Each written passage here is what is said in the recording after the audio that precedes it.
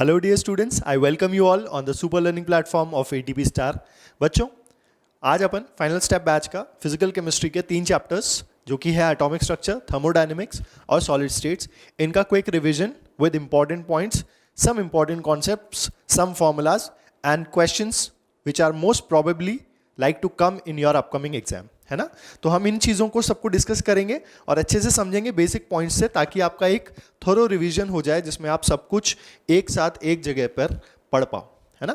उसी को कंटिन्यू करते हैं सीरीज को और आगे बढ़ते हैं। तो हमारे चैप्टर हैं atomic structure, thermodynamics and solid state, है ना, जिसमें सबसे पहला आएगा अपना atomic structure.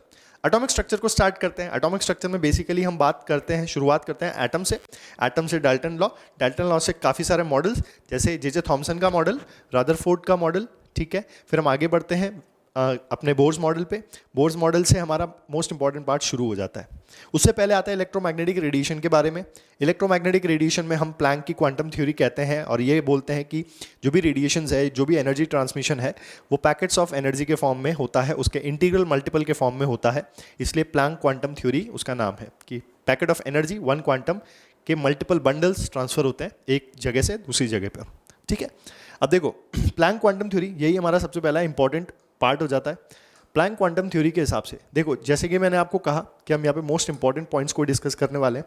Planck quantum theory के हिसाब से जब एनर्जी ट्रांसफर होती है, जब एनर्जी ट्रांसमिट होती है, मान लो यहाँ से यहाँ एनर्जी ट्रांसमिट होती है, तो ये डिसकंटिन्यूस मैनर में होती है और यहाँ पे हर एक पैकेट की एक फिक्स्ड एनर्जी होती है, फिक्स्ड एनर्जी होती है, ठीक है। और टोटल एनर्जी जो है इसके n नंबर्स इंटीग्रल मल्टीपल्स में ट्रांसफर होती है। n यहाँ पे इंटीजर है, n यहाँ पे एक पॉजिटिव इंटीजर है और e जो है वो डायरेक्टली प्रोपोर्शनल है फ्रीक्वेंसी से, जिसका एक्सप्रेशन हमें E equal to H nu. Nu क्या होता है? Frequency of the radiation. E यहाँ पे एच न्यू के बराबर है और न्यू यहाँ पे c बाय लैम्डा के बराबर है और 1 बाय लैम्डा आपका वेव नंबर के बराबर है। तो ये 3 मोस्ट इंपॉर्टेंट फॉर्मूले प्लैंक क्वांटम थ्योरी से रिलेटेड हो गए। Energy of one photon H nu, H C by lambda and H C nu bar, ठीक है। अब आता है आपका photoelectric effect. Photoelectric effect की बात करें तो फोटो इलेक्ट्रिक इफेक्ट एक फिनोमिना है जिसमें एक मेटल प्लेट होता है आपका, हम रेडिएशन बम्बार्ड करते हैं। उस रेडिएशन बम्बार्डमेंट से क्या होता है, जो टाइटली बॉन्डेड इलेक्ट्रॉन्स हैं मेटल की सरफेस पे, वो बाहर आ जाते हैं, है ना। और बाहर निकालने के लिए हमें कितनी एनर्जी देनी होती है? अभी हमने कहा कि E equal to H nu, तो हम कितनी एनर्जी देते हैं? एच न्यू नॉट, है ना। तो एच न्यू नॉट के बराबर एनर्जी चाहिए होती है, उसे हम कहते हैं वर्क फंक्शन। क्या बोलते हैं? वर्क फंक्शन, ठीक है। तो आपको आयनाइज करने के लिए बेसिकली जो आउटर सरफेस पे इलेक्ट्रॉन्स हैं, मतलब जो लूजली बॉन्डेड हैं, एक तरीके से उनको सरफेस पे लाने के लिए कितनी एनर्जी देनी होती है? वर्क फंक्शन के बराबर, है ना। आप उतनी एनर्जी देते हो, ये बाहर आ जाता है, ठीक है। लेकिन अगर आप टोटल एच न्यू दे रहे हो, क्या दे रहे हो? एच न्यू दे रहे हो, ठीक है। तो जो डिफरेंस होगा, मान लीजिए कि एच न्यू नॉट के बराबर है, ठीक है। तो ये हाफ एम वी स्क्वायर कुछ है, कितना हो गया? 0, यानी कि ये 0 हो गया, तो एच न्यू नॉट के बराबर है, यानी कि वो इलेक्ट्रॉन सरफेस पे आ जाएगा, ठीक है। अगर आप ज़्यादा देते हो तो बची हुई एनर्जी, काइनेटिक एनर्जी से वो किसी फील्ड में मूव करता है इलेक्ट्रॉन और वहाँ से फोटो करंट जनरेट होता है। Clear? This is your photo electric effect, जिसका इक्वेशन है एच न्यू, जो आपने एनर्जी प्रदान की, एच न्यू नॉट जिससे वो सरफेस पे आ गया, बची हुई एनर्जी से वो मूव करने लग गया, जैसे कि यहाँ पे दिख रहा है एम ई मतलब मास ऑफ इलेक्ट्रॉन। चलिए आगे बढ़ें, बोर मॉडल पे आते हैं। बोर मॉडल इस चैप्टर का one of the most important part है, जिससे बहुत ज़्यादा प्रोबेबिलिटी होती है कि क्वेश्चन आ जाएगा। बोर के हिसाब से ये आपका न्यूक्लियस है और इलेक्ट्रॉन इसकी ऑर्बिट में रोटेट करता है। कोई भी सिंगल इलेक्ट्रॉन स्पीसी, मैं स्पीसी वर्ड क्यों यूज कर रहा हूं? क्योंकि एटम सिर्फ एक ही है जो सिंगल इलेक्ट्रॉन रखता है, वो है आपका हाइड्रोजन, ठीक है। तो ये मोर ओवर ये कह सकते हैं कि हाइड्रोजन और एच लाइक स्पीसीज, यानी कि जिनके पास एक इलेक्ट्रॉन होता है, उनके लिए एप्लीकेबल है। न्यूक्लियस और इलेक्ट्रॉन एक दूसरे से इलेक्ट्रोस्टैटिक फोर्स से खींचे चले आते हैं और इलेक्ट्रॉन घूमने की वजह से बाहर सेंट्रीफ्यूगल फोर्स लगाता है, जो कि काउंटर बैलेंस होता है इलेक्ट्रोस्टैटिक फोर्स ऑफ अट्रैक्शन से सेंट्रीफ्यूगल फोर्स, है ना। ये इलेक्ट्रॉन एक फिक्स्ड एनर्जी से एक फिक्स्ड एनर्जी से घूमता है उस पर्टिकुलर ऑर्बिट के अंदर। ये इलेक्ट्रॉन फिक्स्ड एनर्जी से घूमता है उस पर्टिकुलर ऑर्बिट के अंदर, वो एनर्जी फिक्स रहती है। और हर ऑर्बिट की, जैसे मान लो एक ऑर्बिट में कुछ एनर्जी है तो दूसरी ऑर्बिट की भी कुछ एनर्जी होगी। उस एनर्जी की वैल्यू और इस एनर्जी की वैल्यू का डिफरेंस लेकर वो हायर ऑर्बिट में जा सकता है और हायर ऑर्बिट से लोअर ऑर्बिट में जाते वक्त उस फोटोन को, एनर्जी को रिलीज करता है। ठीक है, तो ये इनकी एनर्जी का गैप हो जाता है। ठीक है, ये इनकी एनर्जी का गैप हो जाता है। ये आपका फर्स्ट ऑर्बिट न्यूक्लियस के ज़्यादा करीब है तो न्यूक्लियस ज़्यादा बांध के उसको रखा हुआ है, यानी कि मोस्ट स्टेबल है, हेंस सबसे कम एनर्जी इसकी है। तो आपके फर्स्ट ऑर्बिट और ये इन्फिनिटी अगर मान लेते हैं, क्योंकि एटम का कोई शेप एंड साइज नहीं होता, तो ये क्या है, मान लो इन्फिनिटी पे इसकी बाउंड्री एंड हो रही है, तो यहाँ पे इसकी जो एनर्जी है वो 0 है। कोई भी H लाइक स्पीसी है, अगर हाइड्रोजन है तो इसकी फर्स्ट शेल की एनर्जी -13.6 हो जाती है। ठीक है, देखिए ये आपका बेसिक मैंने बात यहाँ पे बता दी। फिर हम ये बोलते हैं, एक पॉस्टुलेट है जो कि टोटली डिफरेंट है हमारे लिए, हमारे लेवल पे उसको समझना थोड़ा सा कॉम्प्लिकेटेड है, तो इसीलिए हम उसकी इक्वेशन याद रखते हैं। वो क्या बोलते हैं हम कि हाइड्रोजन या हाइड्रोजन लाइक स्पीसी में जो एंगुलर मोमेंटम आता है किसी भी ऑर्बिट के अंदर, और उस ऑर्बिट का रिप्रेजेंटेशन होता है n, जिसको आप शेल भी बोल सकते हो। तो किसी भी शेल में, ठीक है, एंगुलर मोमेंटम एक कांस्टेंट के इंटीग्रल मल्टीपल में आता है, और वो कांस्टेंट क्या है, h/2π। यानी एंगुलर मोमेंटम फर्स्ट ऑर्बिट में h/2π का 1 टाइम हो जाएगा। एंगुलर मोमेंटम सेकंड ऑर्बिट में mvr जो एंगुलर मोमेंटम है वो h/2π का 2 टाइम्स हो जाएगा। एंगुलर मोमेंटम थर्ड ऑर्बिट में mvr h/2π का 3 टाइम्स हो जाएगा। यानी कि जो भी एंगुलर मोमेंटम की वैल्यू है वो एक कांस्टेंट का n टाइम्स हो रहा है, और वो n हमेशा इंटीजर होगा, पॉजिटिव इंटीजर होगा। ठीक है, तो ये क्वांटाइजेशन ऑफ एंगुलर मोमेंटम भी एक बोहर का मोस्ट इंपॉर्टेंट पॉस्टुलेट था। क्लियर? हालांकि वो इसको एक्सप्लेन नहीं कर पाया था, जिसकी वजह से जो आप डिब्रॉय इक्वेशन देखते हो आगे चल के, वहां से इसका आंसर मिला। ठीक है, अब आ जाए most important second factor, energy. Energy का रिलेशन होता है, पहले यहाँ आ जाता हूँ मैं, है ना, ये मोस्ट इंपॉर्टेंट है, -13.6 इंटू Z²/n²। याद रखना ये सिर्फ सिंगल इलेक्ट्रॉन स्पीसी के लिए है। Z क्या है यहाँ पे, atomic number of protons. N क्या है, नंबर ऑफ शेल, मतलब कौन से शेल में इलेक्ट्रॉन है। तो अगर वो फर्स्ट शेल में है और हाइड्रोजन एटम के लिए है तो देखो उसकी एनर्जी कितनी होगी, -13.6 इलेक्ट्रॉन वोल्ट, है ना। तो यही बात कर रहे थे कि हाइड्रोजन एटम अगर दिया हुआ है तो ग्राउंड स्टेट की एनर्जी -13.6 है। बहरहाल ये इलेक्ट्रॉन वोल्ट में है, इसको आप जूल में कन्वर्ट कर सकते हो। तो आप चाहो ना चाहो इसकी वैल्यू को याद करो तो बढ़िया, ना करो तो भी चल जाएगा, क्योंकि 1 इलेक्ट्रॉन वोल्ट में 1.6 इंटू 10⁻⁻19 जूल होता है। ठीक है, आपको वहाँ पे टाइम ना लगे इसको मल्टीप्लाई करके चेक करने के लिए, इसलिए आप डायरेक्ट इसकी वैल्यू याद कर सकते हो। ठीक है, और देखो अगर मैं इसको ऐसे लिख दूं -13.6/n² इंटू Z², ठीक है, या मैं इसको ऐसे लिख दूं -13.6 /n² इंटू 1, तो ये किसकी हो गई, हाइड्रोजन की एनर्जी हो गई। तो हाइड्रोजन की एनर्जी को हमने क्या बोल दिया, E1 इंटू Z²। अब अगर मैं मान लूं कि मैं ऐसे लिख रहा हूं तो -13.6 क्या है, हाइड्रोजन की ग्राउंड स्टेट की एनर्जी, तो उसको अगर मैं Z²/n² से कर दूं तो एक जनरल एनर्जी आ जाएगी। ठीक है, यानी E1 is the energy of first orbit of H atom, है ना। इंटू Z² कर दोगे तो फिर H लाइक स्पीसी के लिए आ जाएगी। यानी मैं हीलियम के लिए ये लगा सकता हूँ क्या, नहीं, लेकिन मैं हीलियम प्लस के लिए ये यूज कर सकता हूँ। ठीक है, आप चाहे तो एक ये कांस्टेंट होता है 2π² me⁴/n², याद करना चाहो तो कर सकते हो, बाकी इतना कोई ज़रूरी नहीं है। थर्ड पॉस्टुलेट है डिस्टेंस का, यानी कि न्यूक्लियस से आपके शेल की डिस्टेंस कितनी है, किस शेल में इलेक्ट्रॉन है ना।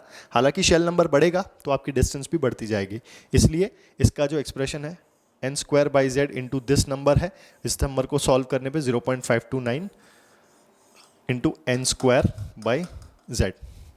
ठीक है, इंपॉर्टेंट फॉर्मूला है। देखो z बढ़ेगा यानी कि अगर नंबर ऑफ प्रोटॉन्स बढ़ते जाएंगे तो आप खुद समझ सकते हो कि नंबर ऑफ प्रोटॉन्स बढ़ रहे हैं, इलेक्ट्रॉन उतना ही है, तो जितने ज़्यादा प्रोटॉन्स होंगे उतना ज़्यादा फोर्स लगाएंगे इलेक्ट्रॉन पे, ठीक है, जितना ज़्यादा फोर्स लगाएंगे शेल उतना ही करीब आता जाएगा, साइज उतना ही छोटा होता जाएगा। मोर ओवर अगर आप शेल्स बढ़ाते जा रहे हो तो शेल्स बढ़ाते जा रहे हो तो नई शेल आ रही है, नई एनर्जी लेवल आ रहा है, नया एनर्जी लेवल आ रहा है तो इलेक्ट्रॉन की दूरी बढ़ती जा रही है ना, क्योंकि इलेक्ट्रॉन जितना न्यूक्लियस के करीब होगा उतना स्टेबल होगा, जितना दूर होगा उतना हाईली एनर्जेटिक होगा। तो ऑर्बिट की एनर्जी जो है वो जितनी ज़्यादा होगी, क्योंकि शेल नंबर बढ़ेगा तो एनर्जी बढ़ेगी, वो बढ़ेगा तो रेडियस बढ़ जाएगा, इलेक्ट्रॉन की न्यूक्लियस से दूरी बढ़ जाएगी, ठीक है। चौथा आता है वेलोसिटी। वेलोसिटी के लिए ये अपने लिए मोस्ट इंपॉर्टेंट हो जाता है। तो एनर्जी, रेडियस, वेलोसिटी, इन तीनों के फॉर्मूलेस प्लस यूनिट्स का खासा ध्यान रखना, क्योंकि कभी कभी एनर्जी की वैल्यू किलो जूल पर मोल में दे देगा, ठीक है। तो जैसे बोल दे कि 2 इलेक्ट्रॉन वोल्ट पर एटम है, ठीक है, इसको किलो जूल पर मोल में कन्वर्ट करना है, तो 2 इलेक्ट्रॉन वोल्ट यानी 2 इंटू 1.6 इंटू 10⁻⁻19 जूल, ठीक है। उसको किलो में कैसे करना है वो भी बताऊंगा क्या, वो तो समझ जाओगे, है ना। पर एटम, एक एटम के लिए तो एक मोल में कितने होते हैं 6.023 इंटू 10⁻23, ठीक है, ये आपका हो गया पर मोल, है ना। तो जूल पर मोल आ गया आपका। अब ये 1.6 इंटू 10⁻⁻19 इलेक्ट्रोस्टैटिक चार्ज, एक इलेक्ट्रॉन के चार्ज की भी होती है, और ये क्या है 1 मोल। तो अपन इलेक्ट्रोकेमिस्ट्री में पढ़ते हैं कि इसकी और इसकी वैल्यू 96500 होती है, तो अपन सीधा 2 इंटू 96500, है ना, जूल, ऐसे भी याद कर सकते हो। समझ गए मेरी बात को, क्लियर, आगे बढ़े, ठीक है। ये आपका बोर मॉडल के कुछ पॉइंट्स थे, इंपॉर्टेंट पॉइंट्स, इंपॉर्टेंट फॉर्मूलाज, ठीक है। बोर मॉडल का ड्रॉबैक था ये कि वो एनर्जी ऑफ शेल की बात करता था, ठीक है, उसका स्पेक्ट्रम बनाया गया। स्पेक्ट्रम में क्या होता है बेटा, बेसिकली आपके हाइड्रोजन स्पेक्ट्रम जो है वो अलग अलग एनर्जी लेवल की बात करता है ना। वो कहता है कि इलेक्ट्रॉन अगर फर्स्ट में आता है तो लाइमन, सेकंड में आता है तो बामर, थर्ड में आता है तो पाशन, चौथे में आता है तो bracket,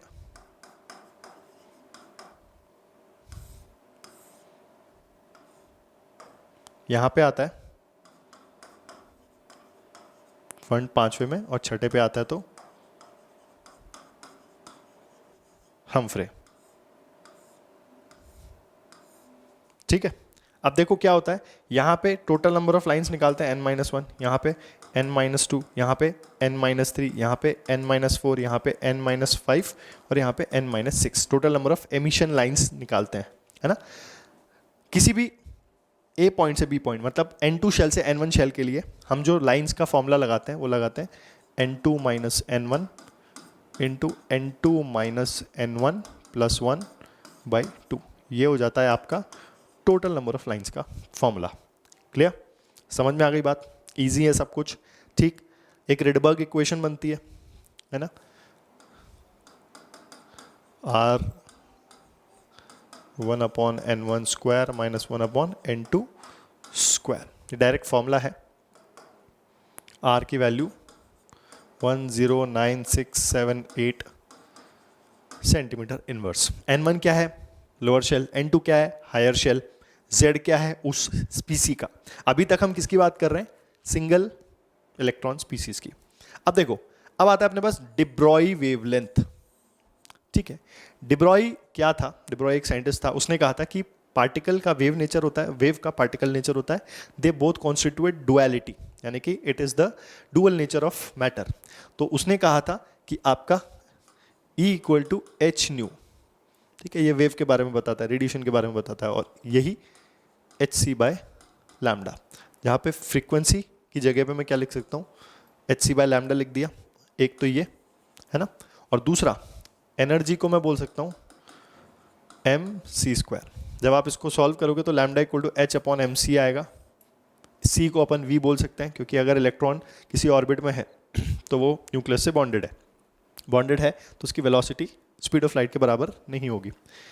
m into C, mass into velocity, momentum, तो इसका जनरल फॉर्म हो गया m equal to lambda equal to H upon P, या फिर इसको अपन ऐसे लिख सकते हैं H by mass into velocity. Getting my point? ये इसका एक्सप्रेशन हो जाएगा। वेवलेंथ ऑफ एमिटेड फोटोन, वही चीज़ अपन ने यहाँ पे लिखी है, यहाँ पे दे रखी है। तो डिब्रॉय वेवलेंथ का इक्वेशन आपको याद होना चाहिए, है ना। यहीं पे क्या था, यहीं पे क्या था आपका, यहीं पे आपका हमने जो M V R equal to N H upon 2 पाया था वो सॉल्व किया था। डिब्रॉय ने कहा था कि अगर किसी वेव का पार्टिकल नेचर है या पार्टिकल का वेव नेचर है तो जिस ऑर्बिट में घूम रहा है उतनी नंबर ऑफ वेव्स बनाएगा, ठीक है। लेट्स से 4th ऑर्बिट में है तो 1 2 3 4, कितनी वेव्स बनाई? 4। तो इसका जो पाथ है which is circumference 2 pi R is equal to number of waves made by that particle behaving as a wave, तो उसका नंबर ऑफ वेवलेंथ्स हो गए 2 pi R equal to N lambda, ठीक है। Lambda equal to H upon M V रखा अपन ने, अभी हमने निकाला डिब्रॉय से, ठीक है। तो यहाँ से फिर अपन बोले कि M V R is equal to N H upon 2 pi, तो ये बोहर के ड्रॉबैक को जस्टिफाई कर पाया था बाय यूजिंग दिस एक्सप्रेशन, ठीक है। ये नंबर ऑफ फोटॉन्स का formula delta N plus 1 by 2, n2 minus n1 into n2 minus n1 plus 1 by 2, ठीक है। फिर आता है आपका हाइजेनबर्ग अनसर्टेनिटी प्रिंसिपल। ये बहुत कॉम्प्लेक्स है, थ्योरेटिकली बहुत मुश्किल है इसको डीकोड करना, क्योंकि साइंटिस्टों के लिए भी बहुत मुश्किल का काम था इसको समझना। बट जैसी इक्वेशन दी, इसने क्या कहा कि किसी भी इलेक्ट्रॉन का, ठीक है, फिक्स्ड पोजीशन, थ्योरी क्या थी इसकी फिक्स्ड पोजीशन और इसके फिक्स्ड मोमेंटम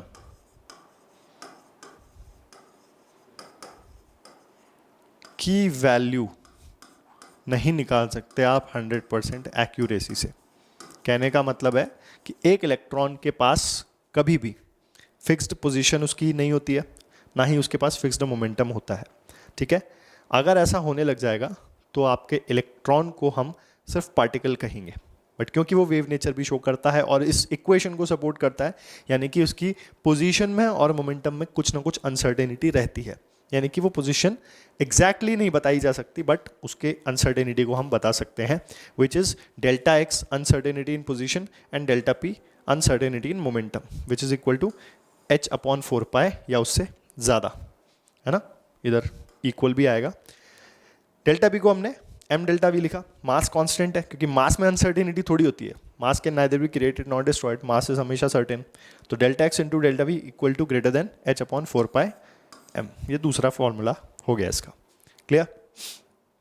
क्वांटम नंबर्स ये मैं बोलूँगा सेकेंड मोस्ट इंपॉर्टेंट टॉपिक है बोर मॉडल के बाद इस चैप्टर में।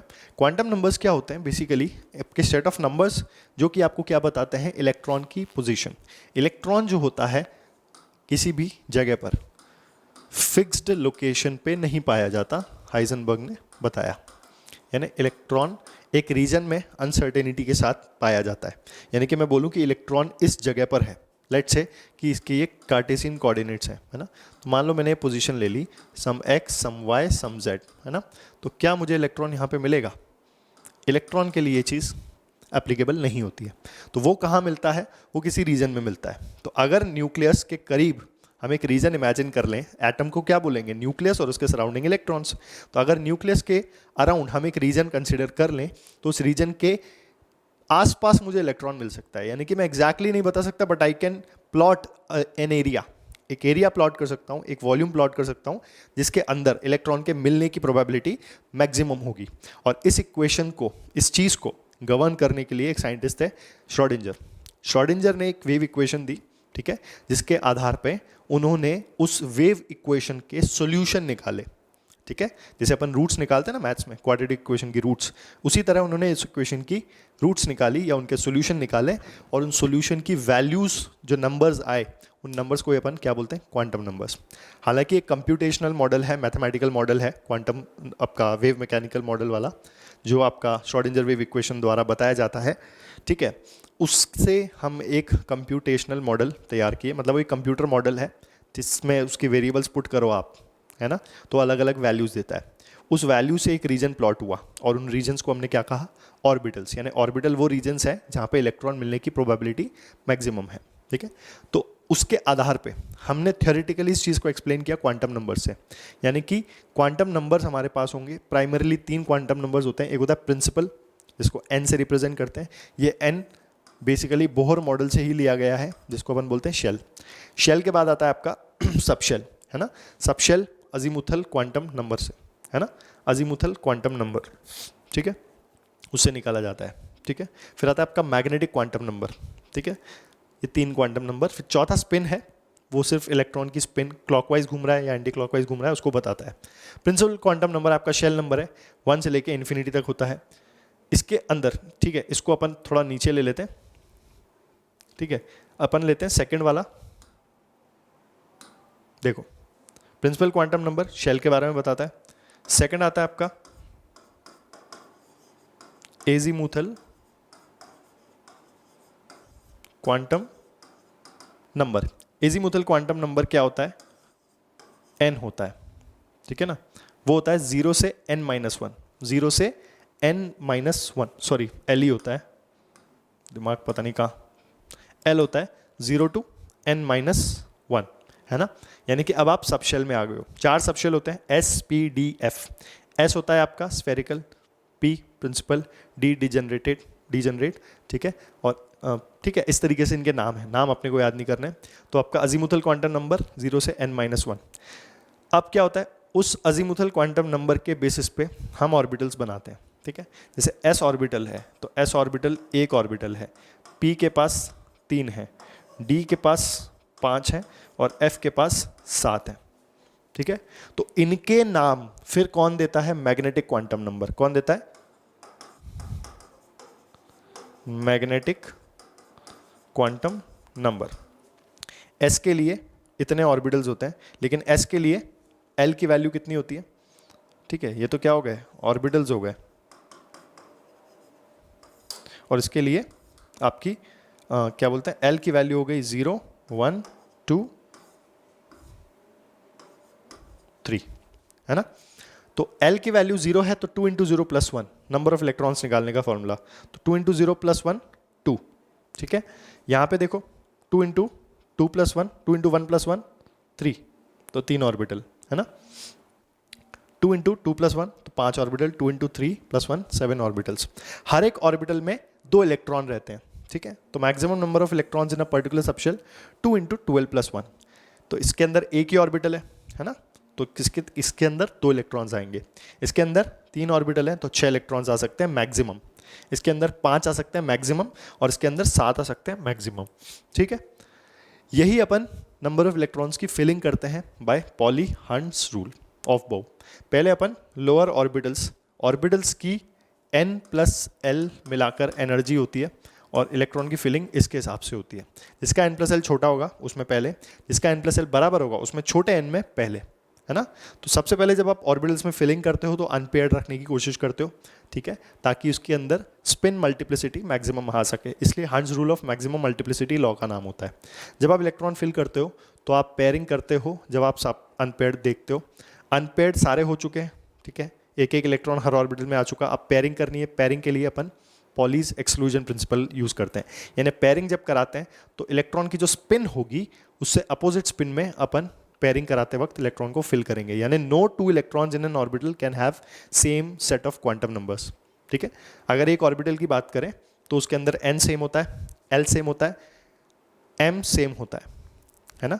लेकिन अगर स्पिन भी सेम हो जाएंगे तो सभी क्वांटम नंबर सेम हो जाएंगे। तो किसी भी एक इलेक्ट्रॉन के लिए, मतलब यूं बोल सकते हैं कि किसी भी 2 इलेक्ट्रॉन के लिए एक इक्वेशन नहीं हो सकती, हर इलेक्ट्रॉन का अपना एक इक्वेशन है।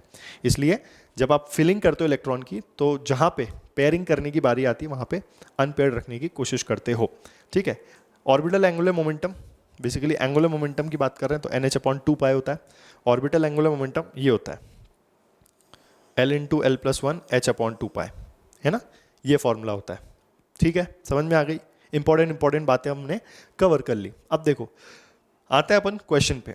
इंपॉर्टेंट क्वेश्चन है इसके, the energy of second Bohr orbit, the energy of second Bohr orbit of the hydrogen atom is इतना kilojoule per mole. The energy of the fourth Bohr orbit would be, हमने En का equation पढ़ा था, E1 × Z² / n², है ना। उसकी value constant याद की थी -13.6, बट यहाँ पे दे रखा है the energy of the second Bohr orbit, यानी कि मेरे को E2 दे रखा है जो क्या हो जाएगा E1/n स्क्वायर, है ना, इनटू z स्क्वायर कितना है, z स्क्वायर आपका हाइड्रोजन है तो 1 का स्क्वायर, और इसकी वैल्यू दे रखी है कितनी -328। ठीक है, समझ में आ गई। The energy of the fourth Bohr orbit would B, तो वही चीज मैं लिख लूं, ये इक्वेशन नंबर 1। ठीक है, तो E1 फोर्थ बोहर ऑर्बिट मतलब सेकेंड बोहर ऑर्बिट की एनर्जी यही है ना, फोर्थ बोहर ऑर्बिट के लिए 1 स्क्वायर क्योंकि हाइड्रोजन, इसको मैं बोल देता हूं E4, डिवाइड कर दो दोनों को, ये इक्वेशन नंबर 2 हो गई, है ना। क्या हो जाएगा E1 गया, ये तो वैसे ही कैंसिल हो गया, तो ये क्या हुआ 4 का स्क्वायर, 4 का स्क्वायर इज 16, 2 का square is 4, this is -32.8 328 sorry, and this is E4, तो 4 4 जा 16, तो E4 कितना हुआ -328/4, 4 8 जा 32, 4 2 जा 8, कितना हुआ -82 किलो जूल पर मोल, बी आंसर हो जाएगा। आप ऐसे भी देख सकते हो, कोई भी सेम एटम के लिए एनर्जी जो है वो प्रोपोर्शनल हो जाती है 1/n स्क्वायर से। तो अगर -328 सेकंड की है, -328 सेकंड की है, तो फर्स्ट की कितनी होगी, फर्स्ट की होगी -328 इंटू 2 का स्क्वायर, समझना इनवर्सली प्रोपोर्शनल है, तो सेकंड की कुछ है तो फर्स्ट की क्या हो जाएगी इंटू 2 स्क्वायर। ठीक है, फर्स्ट की हो गई, अब किसकी निकालनी है फोर्थ की, तो क्या करेंगे 4 का स्क्वायर, तो 2 2 जा 4, 4 4 जा 16, तो 4/16 इज 4, तो -328/4 इज अगेन -82, तो डायरेक्ट भी निकाल सकते हो यहां से लॉजिक को समझ के, है ना। बढ़े आगे, क्लियर है, इसका आंसर अपना बी हो जाएगा। ठीक, देखें अगला question, ionisation energy of a hydrogen like स्पीसी।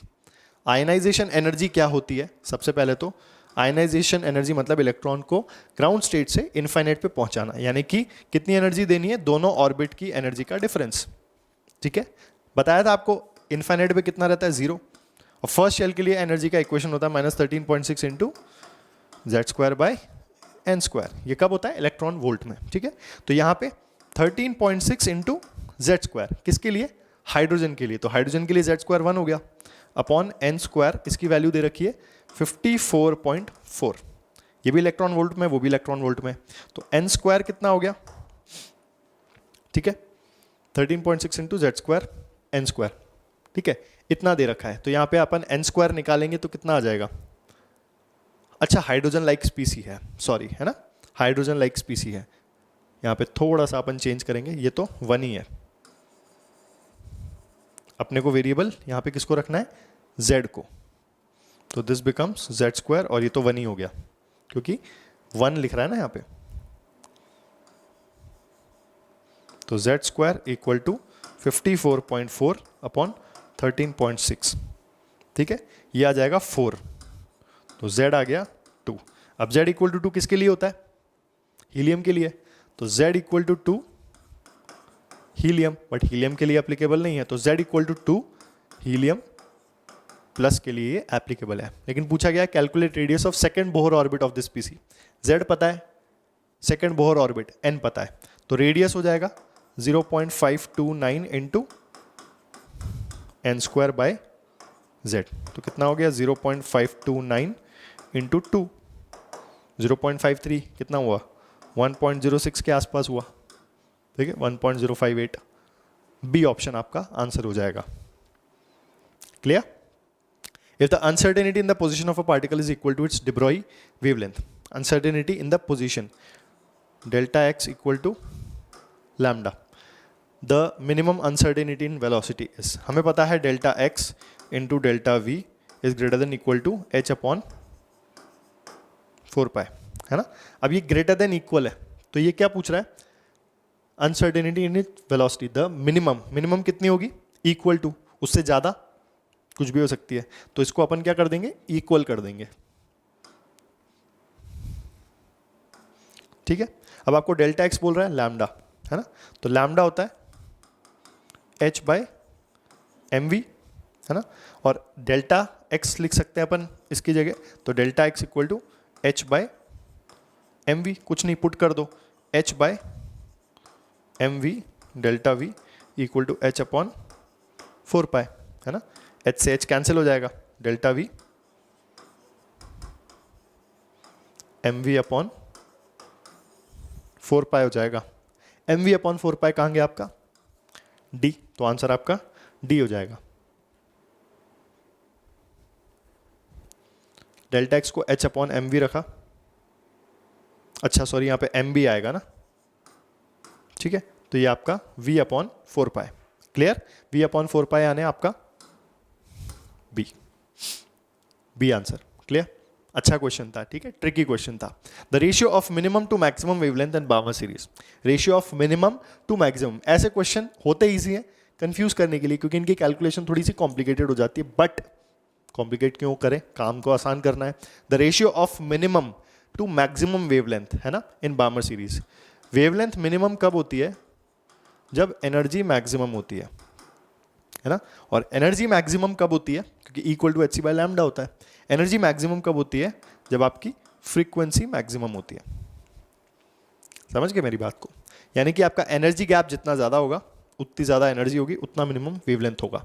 अब कहाँ से कहाँ तक, बार्मर सीरीज, बार्मर सीरीज के लिए लैम्डा मिनिमम, है ना, ठीक है, लैम्डा मिनिमम। तो यहां पे आप क्या कर सकते हो, ratio of minimum to maximum wavelength निकालना है। मैं यहां पे न्यू बार रिडबर्ग वाला फॉर्मूला लगा देता हूं, 1 by lambda minimum,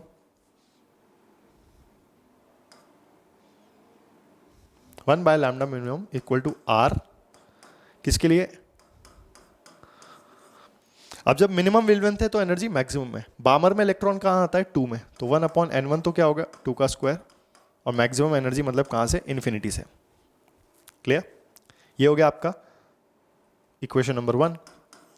maximum wavelength के लिए क्या करेंगे,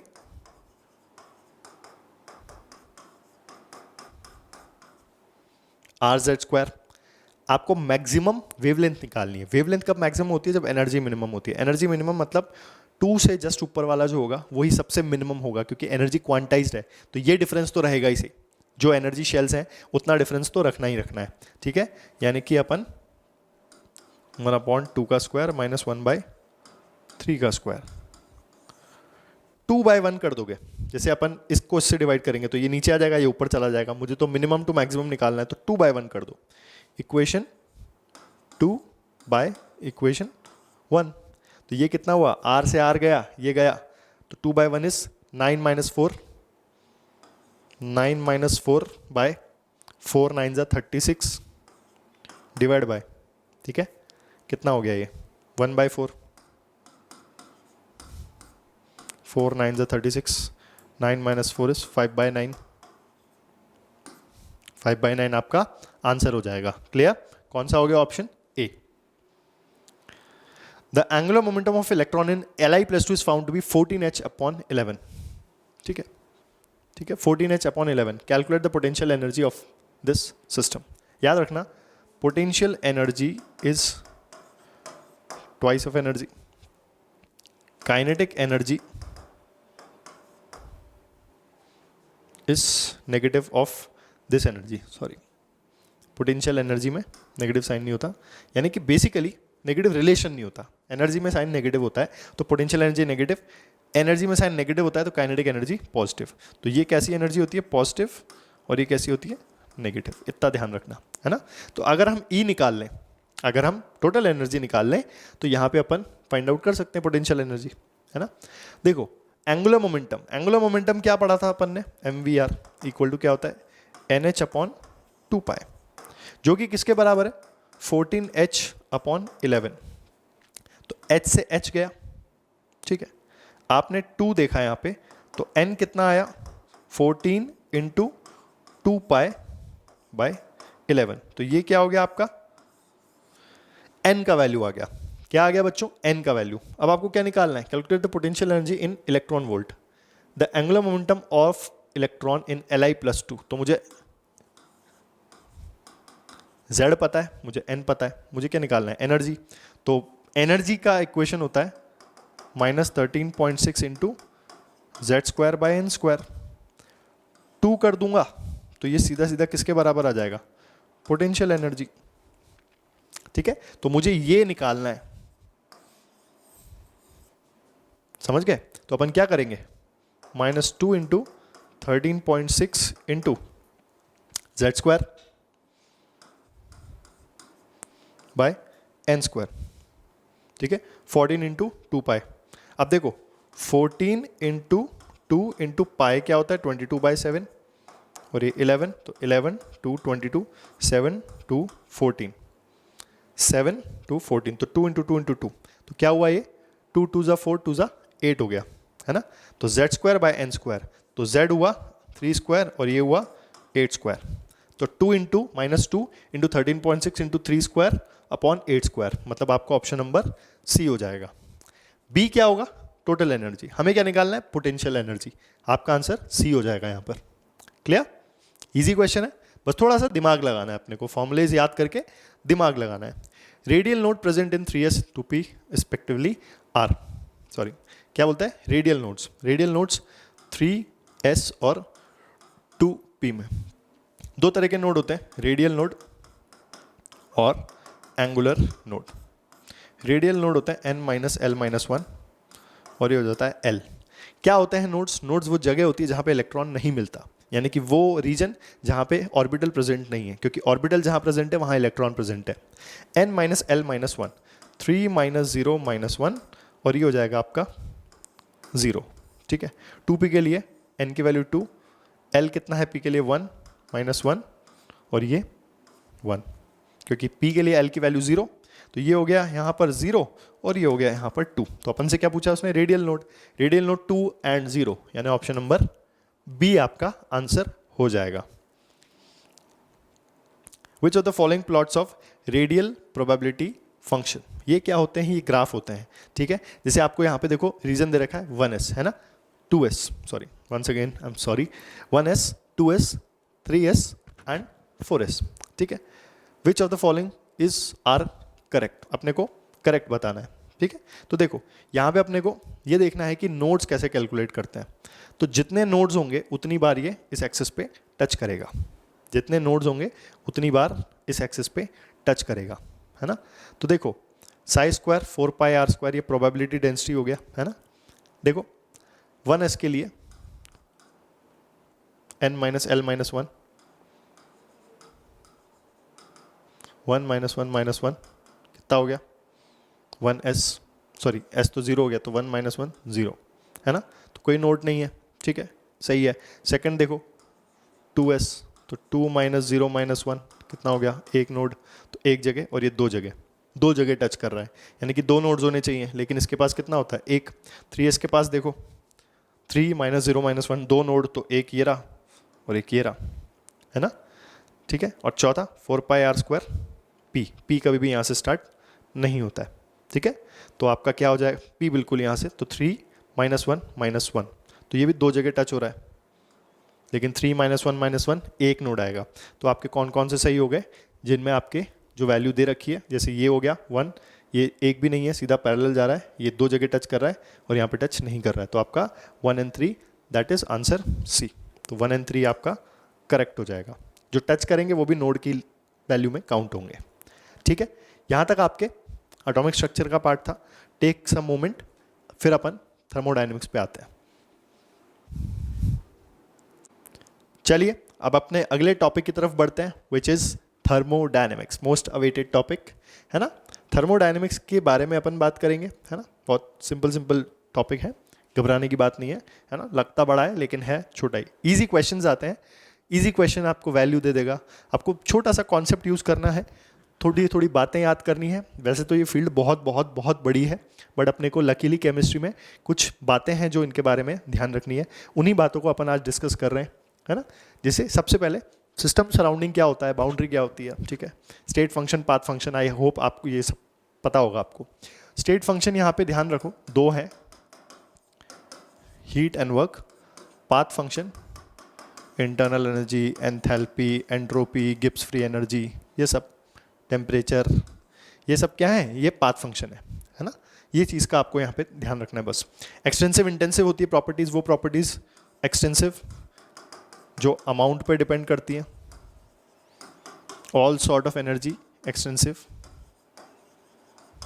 ठीक है, और इंटेंसिव जो है अमाउंट इंडिपेंडेंट। यानी जैसे मैटर को अगर हम बढ़ा दें, सिस्टम को बड़ा या छोटा कर दें, है ना, तो क्या होता है, उन प्रॉपर्टीज़ में कोई चेंज नहीं आता है। जैसे अगर मान लो 1 मोल गैस की जगह 2 मोल गैस ले ली, तो दोनों का अमाउंट चेंज हो गया, तो मोल क्या हो गया, एक्सटेंसिव, यानी मोल्स चेंज हो गए, ठीक है, उससे उसकी एनर्जी में चेंज आ जाएगा, बट टेम्परेचर में चेंज नहीं आएगा। तो energy becomes extensive and temperature becomes intensive, ठीक है। उसके बाद आते हैं अपन थर्मोडायनेमिक प्रोसेस से। थर्मोडायनेमिक्स में स्टेट डिफाइंड होती है। स्टेट वो चीज़ होती है जहां पर सभी थर्मोडायनेमिक वेरिएबल जैसे कि pressure, volume, temperature and mole, mole वहां पे ज़्यादा यूज होता है जहां केमिकल रिएक्शन होती है। तो जनरली किसी गैस के लिए ये 3 वेरिएबल्स अगर कांस्टेंट हैं तो वो वैल्यूज जो हैं ये भी कांस्टेंट है, तो ये स्टेट ऑफ सिस्टम डिफाइन करता है। और स्टेट ऑफ सिस्टम को चेंज करने के लिए हमें प्रोसेस कैरी आउट करना होता है ना। यानी कि आप इनमें से कोई भी वेरिएबल बदलो, एक या एक से ज़्यादा प्रोसेस करो, बेसिकली एक या एक से ज़्यादा वेरिएबल्स को चेंज करो, तो उनके चेंज होने पे क्या होता है, प्रोसेस कैरी आउट होता है, ठीक है। हम इनके नाम को जान रहे हैं उस वेरिएबल को कांस्टेंट रख के, जो कि कांस्टेंट है, बाकी सब वेरिएबल चेंज हो रहे हैं। जैसे अगर मैं बोलूँ आपसे कि what do you mean by the term iso, iso का मतलब सेम, थर्मल का मतलब टेम्परेचर, आइसो का मतलब सेम, थर्मल का मतलब टेम्परेचर। तो ऐसे प्रोसेस जिनमें टेम्परेचर कांस्टेंट रहे वो प्रोसेस क्या कहलाते हैं, आपके आइसोथर्मल। तो टी कांस्टेंट है, टी कांस्टेंट है मतलब डेल्टा टी की वैल्यू 0 या डी टी की वैल्यू 0, डी टी की वैल्यू 0, डेल्टा टी की value 0। D T basically small difference, delta मतलब एक लार्ज डिफरेंस, सिग्निफिकेंट डिफरेंस। यानी कि मान लो टेम्परेचर अगर मान लो 20 डिग्री सेल्सियस है तो 20.00001 सेल्सियस, तो ये ऑलमोस्ट सेम टेम्परेचर है, इसलिए स्मॉल चेंज को dt से रिप्रेजेंट करते हैं, लार्ज चेंज को डेल्टा टी से। दोनों क्या रहे हैं, 0 रहे, ठीक है। आइसोकोरिक, कोरिक का मतलब होता है वॉल्यूम, यानी ऐसे प्रोसेस जिनमें वॉल्यूम कांस्टेंट रहता है। आइसो का मतलब अगेन सेम, तो वॉल्यूम कांस्टेंट यानी dv0 डेल्टा v0, ठीक है। आइसोबारिक, बारिक का मतलब होता है प्रेशर, प्रेशर की यूनिट होती है एक बार, तो आइसोबारिक का मतलब सेम प्रेशर, सेम प्रेशर मतलब P constant dp0 delta p0, है ना। और एक होता है एडियाबैटिक, ये वर्ड आप पहली बार सुन रहे होंगे, फैंसी सा वर्ड है एडियाबैटिक, जिसमें हीट एक्सचेंज जो है वो 0 होता है। क्या होता है, हीट एक्सचेंज, ठीक है। मोड्स ऑफ एनर्जी ट्रांसफर होते हैं Q और W, तो वहां पर क्या Q 0 रहे, Q 0 मतलब heat exchange with the surrounding 0, यानी कि ना तो सिस्टम हीट गेन करेगा ना लूज करेगा हीट एनर्जी, है ना। तो ऐसे प्रोसेस को अपन एडियाबैटिक प्रोसेस कहते हैं। इसके अलावा रिवर्सिबल और इरिवर्सिबल प्रोसेस भी होते हैं, है ना। रिवर्सिबल प्रोसेस और इरिवर्सिबल प्रोसेस भी होते हैं। रिवर्सिबल प्रोसेस वो रिवर्सिबल प्रोसेस कहलाते हैं जिनमें अगर प्रोसेस की कोई डायरेक्शन है, लेट्स से मैं ये कहूं कि एनर्जी एक वेरिएबल है ना, तो एनर्जी में चेंज आ रहा है, एनर्जी में अगर चेंज बहुत माइन्यूट आ रहा है, कहने का मतलब है कि अगर मान लो ये हॉट बॉडी है और ये कोल्ड बॉडी है, तो हीट एनर्जी हॉट से कोल्ड में जाएगी, ठीक है। हॉट और कोल्ड आपने टेम्परेचर से डिफाइन किया है, यानी मान लो इसका टेम्परेचर 50 डिग्री सेल्सियस है और इसका टेम्परेचर 25 डिग्री सेल्सियस है, ठीक है। तो एनर्जी की डायरेक्शन क्या है, from hotter body to colder body, ठीक है। अगर मैं कोल्ड बॉडी में थोड़ा सा हीट एनर्जी ऐड कर दूं, कितना, बहुत इनफाइनेटेसिमली स्मॉल, यानी कि 0.00005 डिग्री सेल्सियस, तो ये बहुत इनसिग्निफिकेंट वैल्यू है।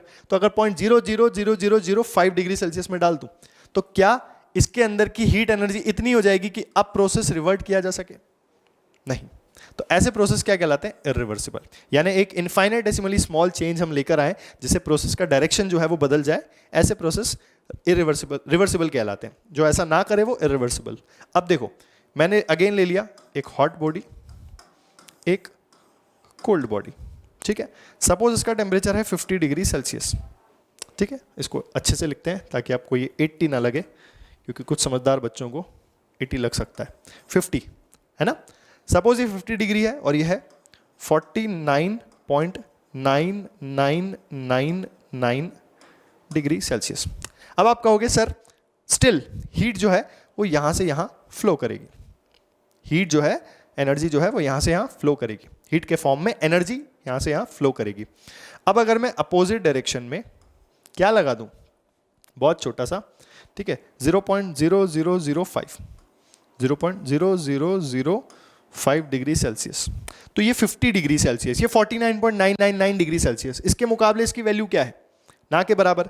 तो इतने टेम्परेचर डिफरेंस से जो एनर्जी ट्रांसफर हो रही है, तो अब इतना टेम्परेचर के बराबर हमने एनर्जी दी उसको, तो कितना हो गया 49.9999, 0.0005। अब देखो टोटल एनर्जी कितनी हो गई, 4, 10, 0, 1, 10, 0, 1, 10, 0, 1, 10, 0, 1 और ये हो गया 50.0004। तो अब इसकी एनर्जी कितनी हो गई 50.0004 डिग्री सेल्सियस, और इसकी कितनी है अभी भी 50 डिग्री सेल्सियस। तो अब हीट कहां से कहां फ्लो करेगी, अब हीट की डायरेक्शन, एनर्जी की डायरेक्शन यहां से यहां हो जाएगी, यानी यहां पॉसिबल नहीं था, यहां पॉसिबल है। तो ऐसे प्रोसेस जिनमें अपोजिट साइड से जो डायरेक्शन है उसकी अपोजिट डायरेक्शन से इनफाइनेटेसिमली स्मॉल चेंज लेके आया जाए ताकि प्रोसेस की डायरेक्शन क्या हो जाए, रिवर्ट हो जाए, ऐसे प्रोसेस क्या कहलाते हैं, रिवर्सिबल। तो this becomes case of reversible और this becomes case of irreversible, ठीक है।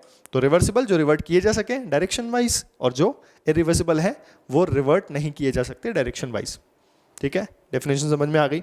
दूसरा चीज, यहां ड्राइविंग फोर्स है 50 डिग्री सेल्सियस, यहाँ अपोजिंग फोर्स है 25 डिग्री सेल्सियस। ये 50 डिग्री सेल्सियस से 0 डिग्री सेल्सियस में एनर्जी ट्रांसफर करने की कोशिश करेगा, बेसिकली 0 केल्विन लेंगे हम यहाँ पे, है ना। तो 50 डिग्री सेल्सियस यानी 273 प्लस कितना हो गया 25, और वहाँ पे आप 25 यानी कि आप लोग 270, 328 केल्विन, है ना। तो आपने क्या लिया यहाँ पे 328 केल्विन का डिफरेंस लिया, है ना। तो यहाँ पे आपका 328 और यहाँ पे 298, तो ये 328 केल्विन की हिसाब से जो एनर्जी ट्रांसफर होनी चाहिए 0 केल्विन के रेफरेंस में, और ये 298 केल्विन के हिसाब से जो एनर्जी ट्रांसफर होनी चाहिए इधर देना चाहेगा। दोनों में ये ज़्यादा है, ठीक है। तो ये क्या है, ड्राइविंग फोर्स और अपोजिंग फोर्स। तो basically driving force opposing force से ज़्यादा है, सिग्निफिकेंट अमाउंट में ज़्यादा है ना। आप खुद देखो 25 डिग्री सेल्सियस में आपको शिमला जैसा फील होगा, और 50 डिग्री सेल्सियस में आपको जो BSF कमांडोज बैठे रहते हैं, है ना, अपने बॉर्डर पे, पाकिस्तान बॉर्डर पे, जैसलमेर साइड पे, तो वहाँ पे इतना एवरेज टेम्परेचर तो रहता है गर्मियों का, इससे ज़्यादा भी हो जाता है। ये नॉर्मली आप किसी भी एक ठंडे शहर का, पुणे बैंगलोर जैसे शहर का जिसका बहुत मध्यम टेम्परेचर रहता है, तो आप खुद फील कर सकते हो, है ना। तो ये सिग्निफिकेंट डिफरेंस है, ये इनसिग्निफिकेंट डिफरेंस है। तो ड्राइविंग फोर्स और अपोजिंग फोर्स क्या होते हैं, लार्ज होते हैं, किसमें, इरिवर्सिबल में, रिवर्सिबल में वो बहुत स्मॉल होते हैं, ठीक। अब आते हैं साइन कन्वेंशन पे। बेसिकली सिस्टम को हम डिफाइन करते हैं, तो ये सिस्टम है, ठीक है। हीट और वर्क दोनों मेथड्स हैं एनर्जी एक्सचेंज के। अगर कहीं से भी हीट आएगी या कोई भी वर्क करेगा, ये हमेशा पॉजिटिव, हीट जो टेम्परेचर के डिफरेंस के द्वारा हीट एक्सचेंज हुआ है वो पॉजिटिव होगा जब सिस्टम पे हो, सिस्टम के अंदर एनर्जी आए, सिस्टम पे वर्क किया जाए तो वो पॉजिटिव, है ना। अगर सिस्टम से एनर्जी रिलीज हो रही है in the form of heat, work किया जा रहा है सिस्टम द्वारा, तो वो नेगेटिव। कुल मिला के ये अंदर आ रहा है मतलब इसको एनर्जी का गेन हो रहा है इसलिए पॉजिटिव, ये बाहर जा रहा है इसका मतलब इसको एनर्जी का लॉस हो रहा है नेगेटिव, ठीक है। तो ये सिस्टम आपने ले लिया कोई भी, work done on the system positive, work done by the system negative, clear cut. ऐसे ही हीट के लिए हो जाता है, हीट के लिए क्या बोलेंगे, हीट के लिए नहीं लिखा हुआ है, तो Q absorbed is equal to positive, Q released negative. Basically Q energy होता नहीं है, Q एनर्जी एक्सचेंज का मोड है ना। चलिए फर्स्ट लॉ ऑफ थर्मोडायनेमिक्स पे आते हैं। फर्स्ट लॉ ऑफ थर्मोडायनेमिक्स का मैथमेटिकल एक्सप्रेशन जो है वो है delta U. Delta U is the change in internal energy and that change of internal energy is by heat exchange and work done। दोनों modes of transfer हैं, तो इन दोनों mode से आप क्या कर सकते हो, हीट एनर्जी को एक्सचेंज, सॉरी आप इंटरनल एनर्जी को चेंज कर सकते हो। जहां पे W को हम क्या लिखते हैं बेटा, external pressure into change in volume. तो अगर हमारे पास मान लीजिए आइसोकोरिक प्रोसेस है, क्या है, आइसोकोरिक प्रोसेस है, तो आइसोकोरिक का मतलब जहां पे वॉल्यूम कांस्टेंट हो, तो वॉल्यूम कांस्टेंट है तो वर्क डन जीरो हो जाएगा, यानी W जीरो हो जाएगा। तो डेल्टा यू किसके बराबर हुआ, Q। Q पाथ फंक्शन है, डेल्टा यू स्टेट फंक्शन है। तो होगा क्या कि जब आइसोकोरिक प्रोसेस की बात करते हैं तो आपका हीट जो है वो स्टेट फंक्शन हो जाता है, यानी कि जो टोटल एनर्जी एक्सचेंज है वो हीट की वैल्यू के बारे में बता देगा, यानी कि total value of heat exchange is equal to change in internal energy. ठीक है, उसी तरह अगर मैं Q0 ले लूँ तो प्रोसेस एडियाबैटिक हो जाएगा। तो एडियाबैटिक प्रोसेस में work behaves as a state function, work behaves as a state function. इसलिए जब भी डेल्टा यू को Q के बराबर लिखते हैं तो सबस्क्रिप्ट में QV लिखते हैं, है ना। समझ में आ गई बात? क्लियर? ये first law of thermodynamics. Law of equipartition of energy. Ideal gases के लिए हम एक इंटरनल एनर्जी का फॉर्मूला बताते हैं F/2 nRT, जहाँ पे डिग्री ऑफ फ्रीडम होता है किसी भी गैस मॉलिक्यूल के लिए, है ना। दो तरह की होती है, ट्रांसलेशनल और रोटेशनल। तो अगर कोई मोनो एटॉमिक गैस है जैसे हीलियम, नियॉन हो गया, ठीक है, तो उसके लिए डिग्री ऑफ फ्रीडम्स 3 हो जाएंगी, है ना। 5 हो जाएंगी डायटॉमिक के लिए, यानी कि जिनमें 2 एटम्स है जैसे H2O2, और 6 हो जाएगी जिसमें स्ट्रक्चर लीनियर नहीं है। ठीक है, समझ में आ गई बात? नॉन लीनियर पॉलीएटॉमिक के लिए। क्लियर? आगे बढ़े। अब हीट को हम हीट कैपेसिटी नाम से एक टर्म कॉइन करते हैं। What do you mean by heat capacity? Heat capacity is a capacity of system to gain heat by which it can increase the temperature by 1 degree Celsius और 1 kelvin. तो अगर कोई system लिया है आपने, क्या लिया है?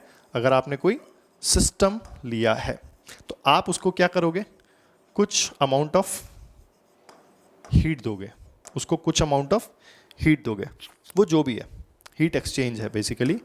हीट एक्सचेंज आपने किया जिससे आपने उसकी इंटरनल एनर्जी को चेंज करना चाहा, है ना। उससे उस सिस्टम के टेम्परेचर 1 डिग्री सेल्सियस या 1 केल्विन से चेंज हो जाए, है ना, तो उसे हम कहते हैं, ये हो जाए, अगर ये हो जाए तो ये Q जो होगा इसको अपन क्या बोलेंगे? Heat capacity of the system. इस सिस्टम की हीट कैपेसिटी हो जाएगी, क्या हो जाएगी कि आप जितना हीट दोगे उसको, तो heat capacity is equal to कितना चेंज आप लेके आ रहे हो हीट में, है ना, और उससे कितना चेंज हो रहा है। तो अगर टेम्परेचर में 1 हो गया तो heat capacity is equal to the heat given to the system, है ना। तो अगर 1 डिग्री से नहीं हो रहा है, 2 डिग्री से हो रहा है तो ज़्यादा लगेगी, है ना, ज़्यादा लगेगी ना। 2 डिग्री से चेंज हो रहा है, 2 डिग्री से चेंज हो रहा है ज़्यादा, तो 1 डिग्री से कम लगेगा। समझ में आ गई बात? यही कैच है कि 2 डिग्री से बढ़ा रहे हो तो ज़्यादा हीट लग रही है, ठीक है, तो 1 डिग्री से कम लगेगी, ठीक है। तो सेम हीट अगर दे रहे हैं उससे 2 डिग्री चेंज हो रहा है तो हीट कैपेसिटी कम है, समझे। अगर सेम सिस्टम सेम हीट से 2 डिग्री से चेंज हो रहा है तो उसका हीट कैपेसिटी कम है, मतलब उसका 1 डिग्री बढ़ाने में ज़्यादा एनर्जी नहीं लग रही है, इसलिए हीट कैपेसिटी कम। तो CT equal to delta Q by delta T हो जाएगा, या फिर DQ by DT। Molar heat capacity, यही सिस्टम अगर 1 मोल हो जाए तो ये मोलर हो जाता है, यानी मोलर हीट कैपेसिटी पर मोल के लिए, यानी 1 मोल ऑफ सब्सटेंस को कितनी हीट एनर्जी दें जिससे उसके सिस्टम का टेम्परेचर 1 डिग्री से बढ़ जाए। तो 1 मोल के लिए तो डिवाइड बाय मोल कर देते हैं अपन इसी एक्सप्रेशन में, तो ये मोलर हो जाता है। तो delta Q equal to NC delta T आ जाता है अपने पास, है ना, डेल्टा Q। अब Q को हम कांस्टेंट वॉल्यूम पे बोलते हैं इंटरनल एनर्जी का चेंज, याद है, कांस्टेंट वॉल्यूम यानी आइसोकोरिक पे। तो delta U equal to Q हो जाता है, तो इसको अपन ऐसे लिख देते हैं कि डेल्टा U इक्वल टू, भाई Q डेल्टा U के बराबर हो गया तो ये N और C लिख रहे हैं, और C के साथ हम लिखते हैं V। V क्यों लिखते हैं? क्योंकि ये कांस्टेंट वॉल्यूम पे, ठीक है, डेल्टा T, ये अपना डेल्टा U का एक्सप्रेशन बन गया यहाँ से, ठीक। CP और CV, P क्या है? कांस्टेंट प्रेशर, और कांस्टेंट प्रेशर और कांस्टेंट वॉल्यूम में R का गामा से ये रिलेशन होता है। क्लियर? आगे बढ़े। स्पेसिफिक हीट कैपेसिटी आपने 1 ग्राम ऑफ सिस्टम के लिए लिया, तो 1 ग्राम मतलब लेट्स से सिस्टम m ग्राम का है तो 1 ग्राम के लिए m से डिवाइड कर दोगे तो ये स्पेसिफिक हीट हो जाएगा। वही यहाँ से डेल्टा U बोल दो, क्योंकि U और H जो होता है वो मोलर क्वांटिटीज होती हैं, तो इसलिए अपन बोलते हैं डेल्टा Q नहीं DQ, और इनफैक्ट मैं Q ही लिखूंगा तो M S डेल्टा T हो जाएगा। क्लियर? वर्क डन क्या होता है? किसी प्रोसेस में आप कुछ वॉल्यूम का चेंज देखो, ठीक है, तो वर्क डन होता है थर्मोडायनेमिक्स में। ठीक है। आइसोथर्मल रिवर्सिबल एक्सपेंशन, अब ये कुछ फॉर्मूलेज हैं, ये फॉर्मूलेज आपको याद रहने चाहिए। आइसोथर्मल रिवर्सिबल एक्सपेंशन और कंप्रेशन, ठीक है। तो work done equal to -2.303 nRT log V2 by V1 या फिर V final by V initial, ये वर्क का रिवर्सिबल एक्सपेंशन और कंप्रेशन में फॉर्मूला हो जाएगा। ln VF by V1 लिखा हुआ है, तो अपन उसको नेचुरल लॉग को हटा के log टू द बेस 10 कर देंगे तो 2.303 का फैक्टर मल्टीप्लाई हो जाएगा। Reversible and irreversible isochoric, isochoric में क्या होता है, V कांस्टेंट होता है, तो डेल्टा V 0, तो इसलिए आपका वर्क डन भी क्या हो गया, 0। क्लियर।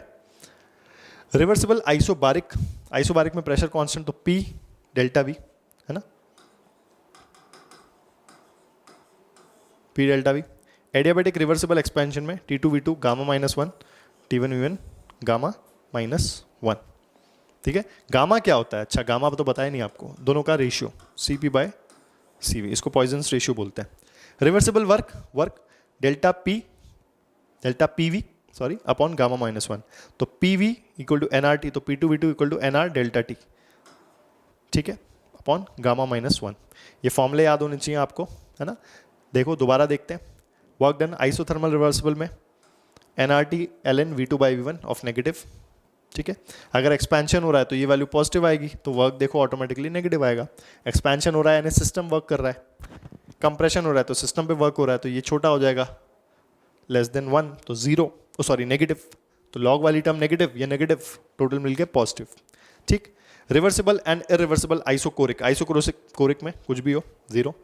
रिवर्सिबल आइसोबारिक में P delta V। Adiabatic reversible expansion में T2 V2 gamma -1 is equal to T1 V1 gamma -1। Reversible work P2 V2 minus P1 V1 upon gamma -1 NR delta T upon gamma -1। Irreversible work, ठीक है, देखो reversible work, irreversible work NR gamma -1 NCV T2 minus T1, है ना, ये work के बराबर हो जाएगा। P1 V1 T1 equal to P2 V2 T2 लगा के अपन यूज कर सकते हैं। फ्री एक्सपेंशन, फ्री एक्सपेंशन में क्या होता है, आपका वैक्यूम है ना, तो मान लो ये गैस है और इधर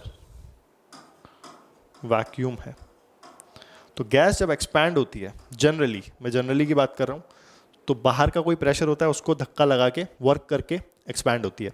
जब बाहर प्रेशर ही नहीं है तो क्या हुआ, P एक्सटर्नल 0 हो गया, तो वर्क डन क्या हुआ, P एक्सटर्नल डेल्टा V, यानी डेल्टा V तो होगा लेकिन P एक्सटर्नल नहीं होगा, तो वर्क डन क्या हो जाएगा यहाँ पर 0, है ना। तो इसलिए dW की वैल्यू 0, ठीक है। If no heat is also supplied तो Q भी 0, तो delta equal to Q plus W 0, है ना।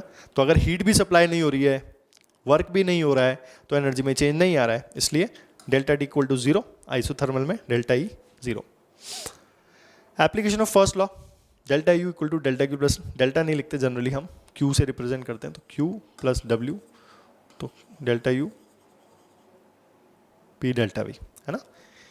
Constant volume process, change in internal energy, अभी बताया था du equal to NCV dt, ठीक है, और ये direct CV equal to 1/n du by dt F by 2 R, internal energy का direct formula. Constant pressure, enthalpy, total energy exchange, internal energy change plus PV work done का sum क्या कहलाता है, enthalpy, है ना। तो इसका डेल्टा H भी हो जाएगा delta U plus constant pressure पे है तो P डेल्टा V, या फिर अगर केमिकल रिएक्शन है तो P delta V delta NG RT के बराबर हो जाएगा।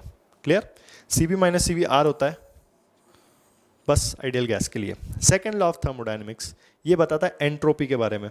तो what do you mean by term entropy? Entropy is the measurement of disorder.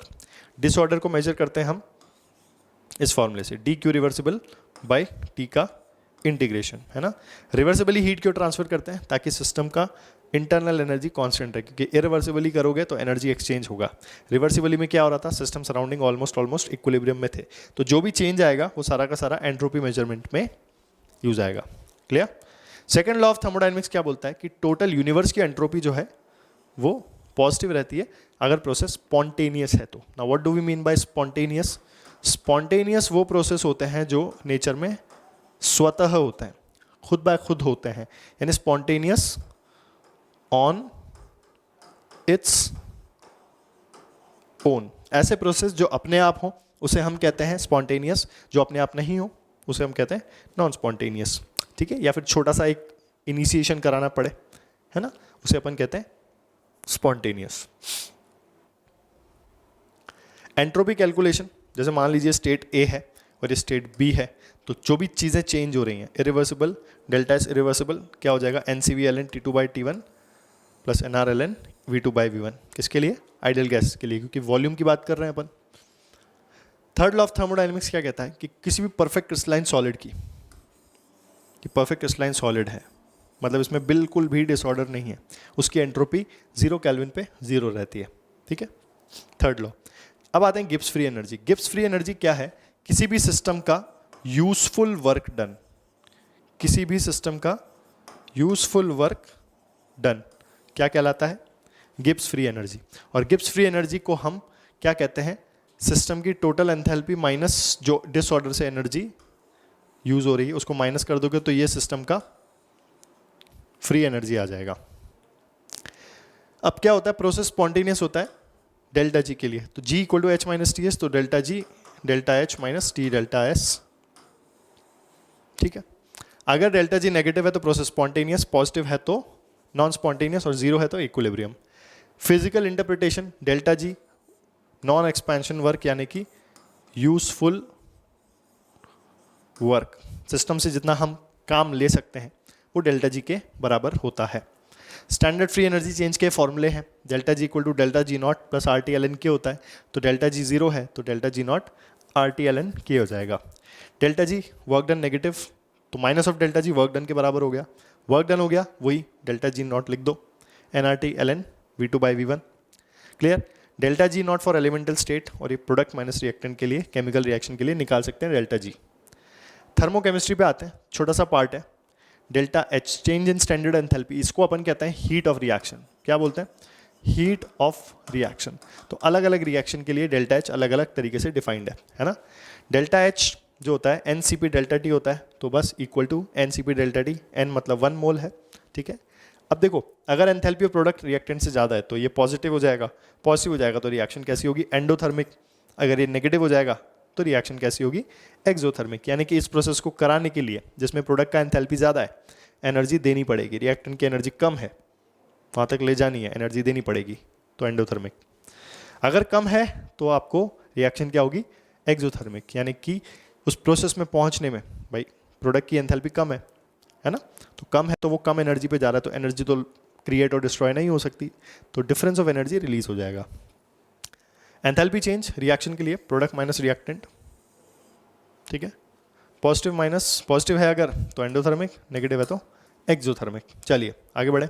Temperature dependence of delta H, delta H change होता है डिफरेंट टेम्परेचर पे, तो अपन लिखते हैं उसको delta H T two minus delta H T one upon T two minus T one equal to change in heat capacity molar. ये formula हो जाएगा आपका किरचॉफ्स इक्वेशन, है ना। C product minus C reactants आपका क्या हो गया, डेल्टा सी पी, तो delta equal to delta E one C V delta T, constant volume reaction के लिए ये हो जाएगा, यानी कि आपका delta C V molar delta E T two minus delta E T one upon T two minus T one, ठीक है, ये सी वी के बराबर हो गया। Enthalpy of reaction from formation, formation में क्या होता है, 1 मोल सब्सटेंस फॉर्म होता है, 1 मोल सब्सटेंस फॉर्म होता है from elements in their standard state. जो एलिमेंट स्टैंडर्ड स्टेट में हों उनसे अगर मिलके आप कोई 1 मोल सब्सटेंस बना रहे हो तो उसमें जो एनर्जी एक्सचेंज होता है वो क्या कहलाता है, आपका एंथैल्पी ऑफ फॉर्मेशन। तो इससे हम क्या निकालते हैं, किसी भी रिएक्शन का अगर डेल्टा एच निकालना हो तो उसके प्रोडक्ट के जो अमाउंट है, बेसिकली अगर मैं बोलूं N2 plus 3H2 gives 2NH3, इस रिएक्शन का अगर मुझे डेल्टा एच निकालना हो तो मैं प्रोडक्ट में जो अवेलेबल है इनके फॉर्मेशन का डेल्टा एच और इनके रिएक्टेंट के डेल्टा एच को डिफरेंस में ले लूँ तो मेरा आंसर आ जाएगा, यानी कि delta H formation of product minus delta H formation of reactant, nu B, और न्यू बी यहाँ पर क्या है, stoichiometric coefficient. Estimation enthalpy from bond energy, bond energy में enthalpy required to break reactants into gaseous atom, और product के लिए enthalpy release to form products from the gaseous atom. ठीक है, यानी कि बॉन्ड एंथैल्पी कैसे निकलती है, रिएक्टेंट के बॉन्ड को तोड़ने के लिए जो एनर्जी लगी माइनस जो बॉन्ड फॉर्म होने के लिए प्रोडक्ट को एनर्जी रिलीज हुई। रेजोनेंस एनर्जी बेसिकली ये जो अपन रेजोनेटिंग स्ट्रक्चर देखते हैं, द एक्सपेरिमेंटल जो वैल्यू आई और जो आपने कैलकुलेट करी, दोनों का डिफरेंस। ठीक है, और यहाँ पे सी क्या है, कंबशन। कंबशन एंथैल्पी क्या होती है, कंबशन एंथैल्पी वो होती है जो कि 1 मोल सब्सटेंस को बर्न करने के लिए जो आप एनर्जी यूज कर रहे हो, उससे जो एनर्जी रिलीज होगी उसे अपन क्या बोलते हैं, कंबशन एनर्जी। अब देखिए इसके क्वेश्चन पे आ जाते हैं। 2 moles of an ideal gas is expanded isothermally, मतलब टेम्परेचर कांस्टेंट है, एंड रिवर्सिबली, है ना, from 1 litre to 10 litre at 300 kelvin. The enthalpy change in the process. अगर प्रोसेस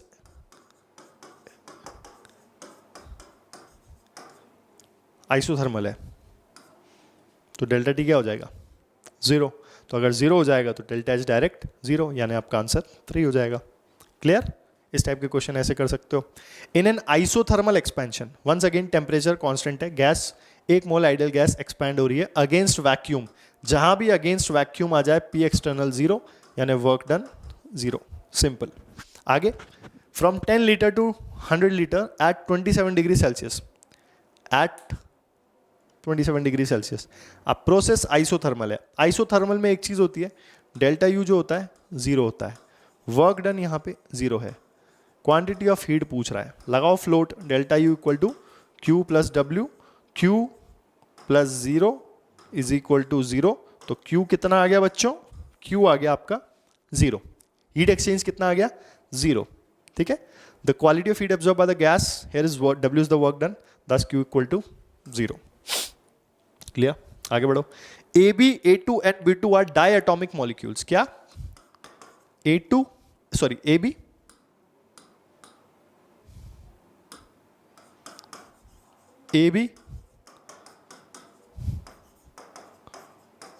A2,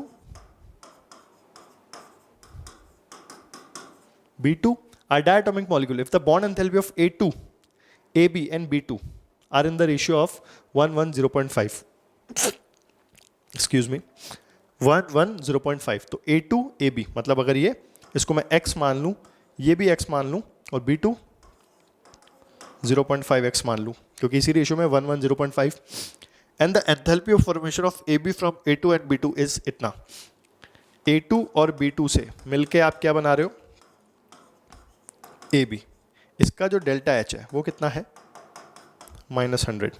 अब देखो ये क्या है, ये बॉन्ड एनर्जीज है इनकी। क्या है? Bond energies, bond enthalpy. देखो बॉन्ड एंथैल्पी के लिए हम क्या कहते हैं, bond enthalpy of this plus bond enthalpy of this minus bond enthalpy of this. तो bond energy of A2 plus bond energy of B2 -2 into bond energy of AB, क्योंकि इसका कोफिशिएंट कितना है, 2। बॉन्ड एनर्जी ऑफ A2 कितनी है, x। Bond energy of B2 कितनी है, 0.5x minus 2x is equal to -100। तो कितना हुआ, 1.5x minus 2x minus 0.5x minus 100। ये गया यहाँ से, x की वैल्यू कितनी आ गई, 200। तो मुझे यहाँ से इनकी बॉन्ड एंथैल्पी पता लग गई, यानी ये है 200 किलो जूल पर मोल, सेम, और आधा मतलब 100 किलो जूल पर मोल। आंसर दो, what is the bond enthalpy of A2? A2 की कितनी है, x कितना है, 200। तो आंसर सीधा सीधा 200 किलो जूल पर मोल आ जाएगा। क्लियर? समझ में आ गई बात? फॉर्मूला लगाया, आंसर निकाला।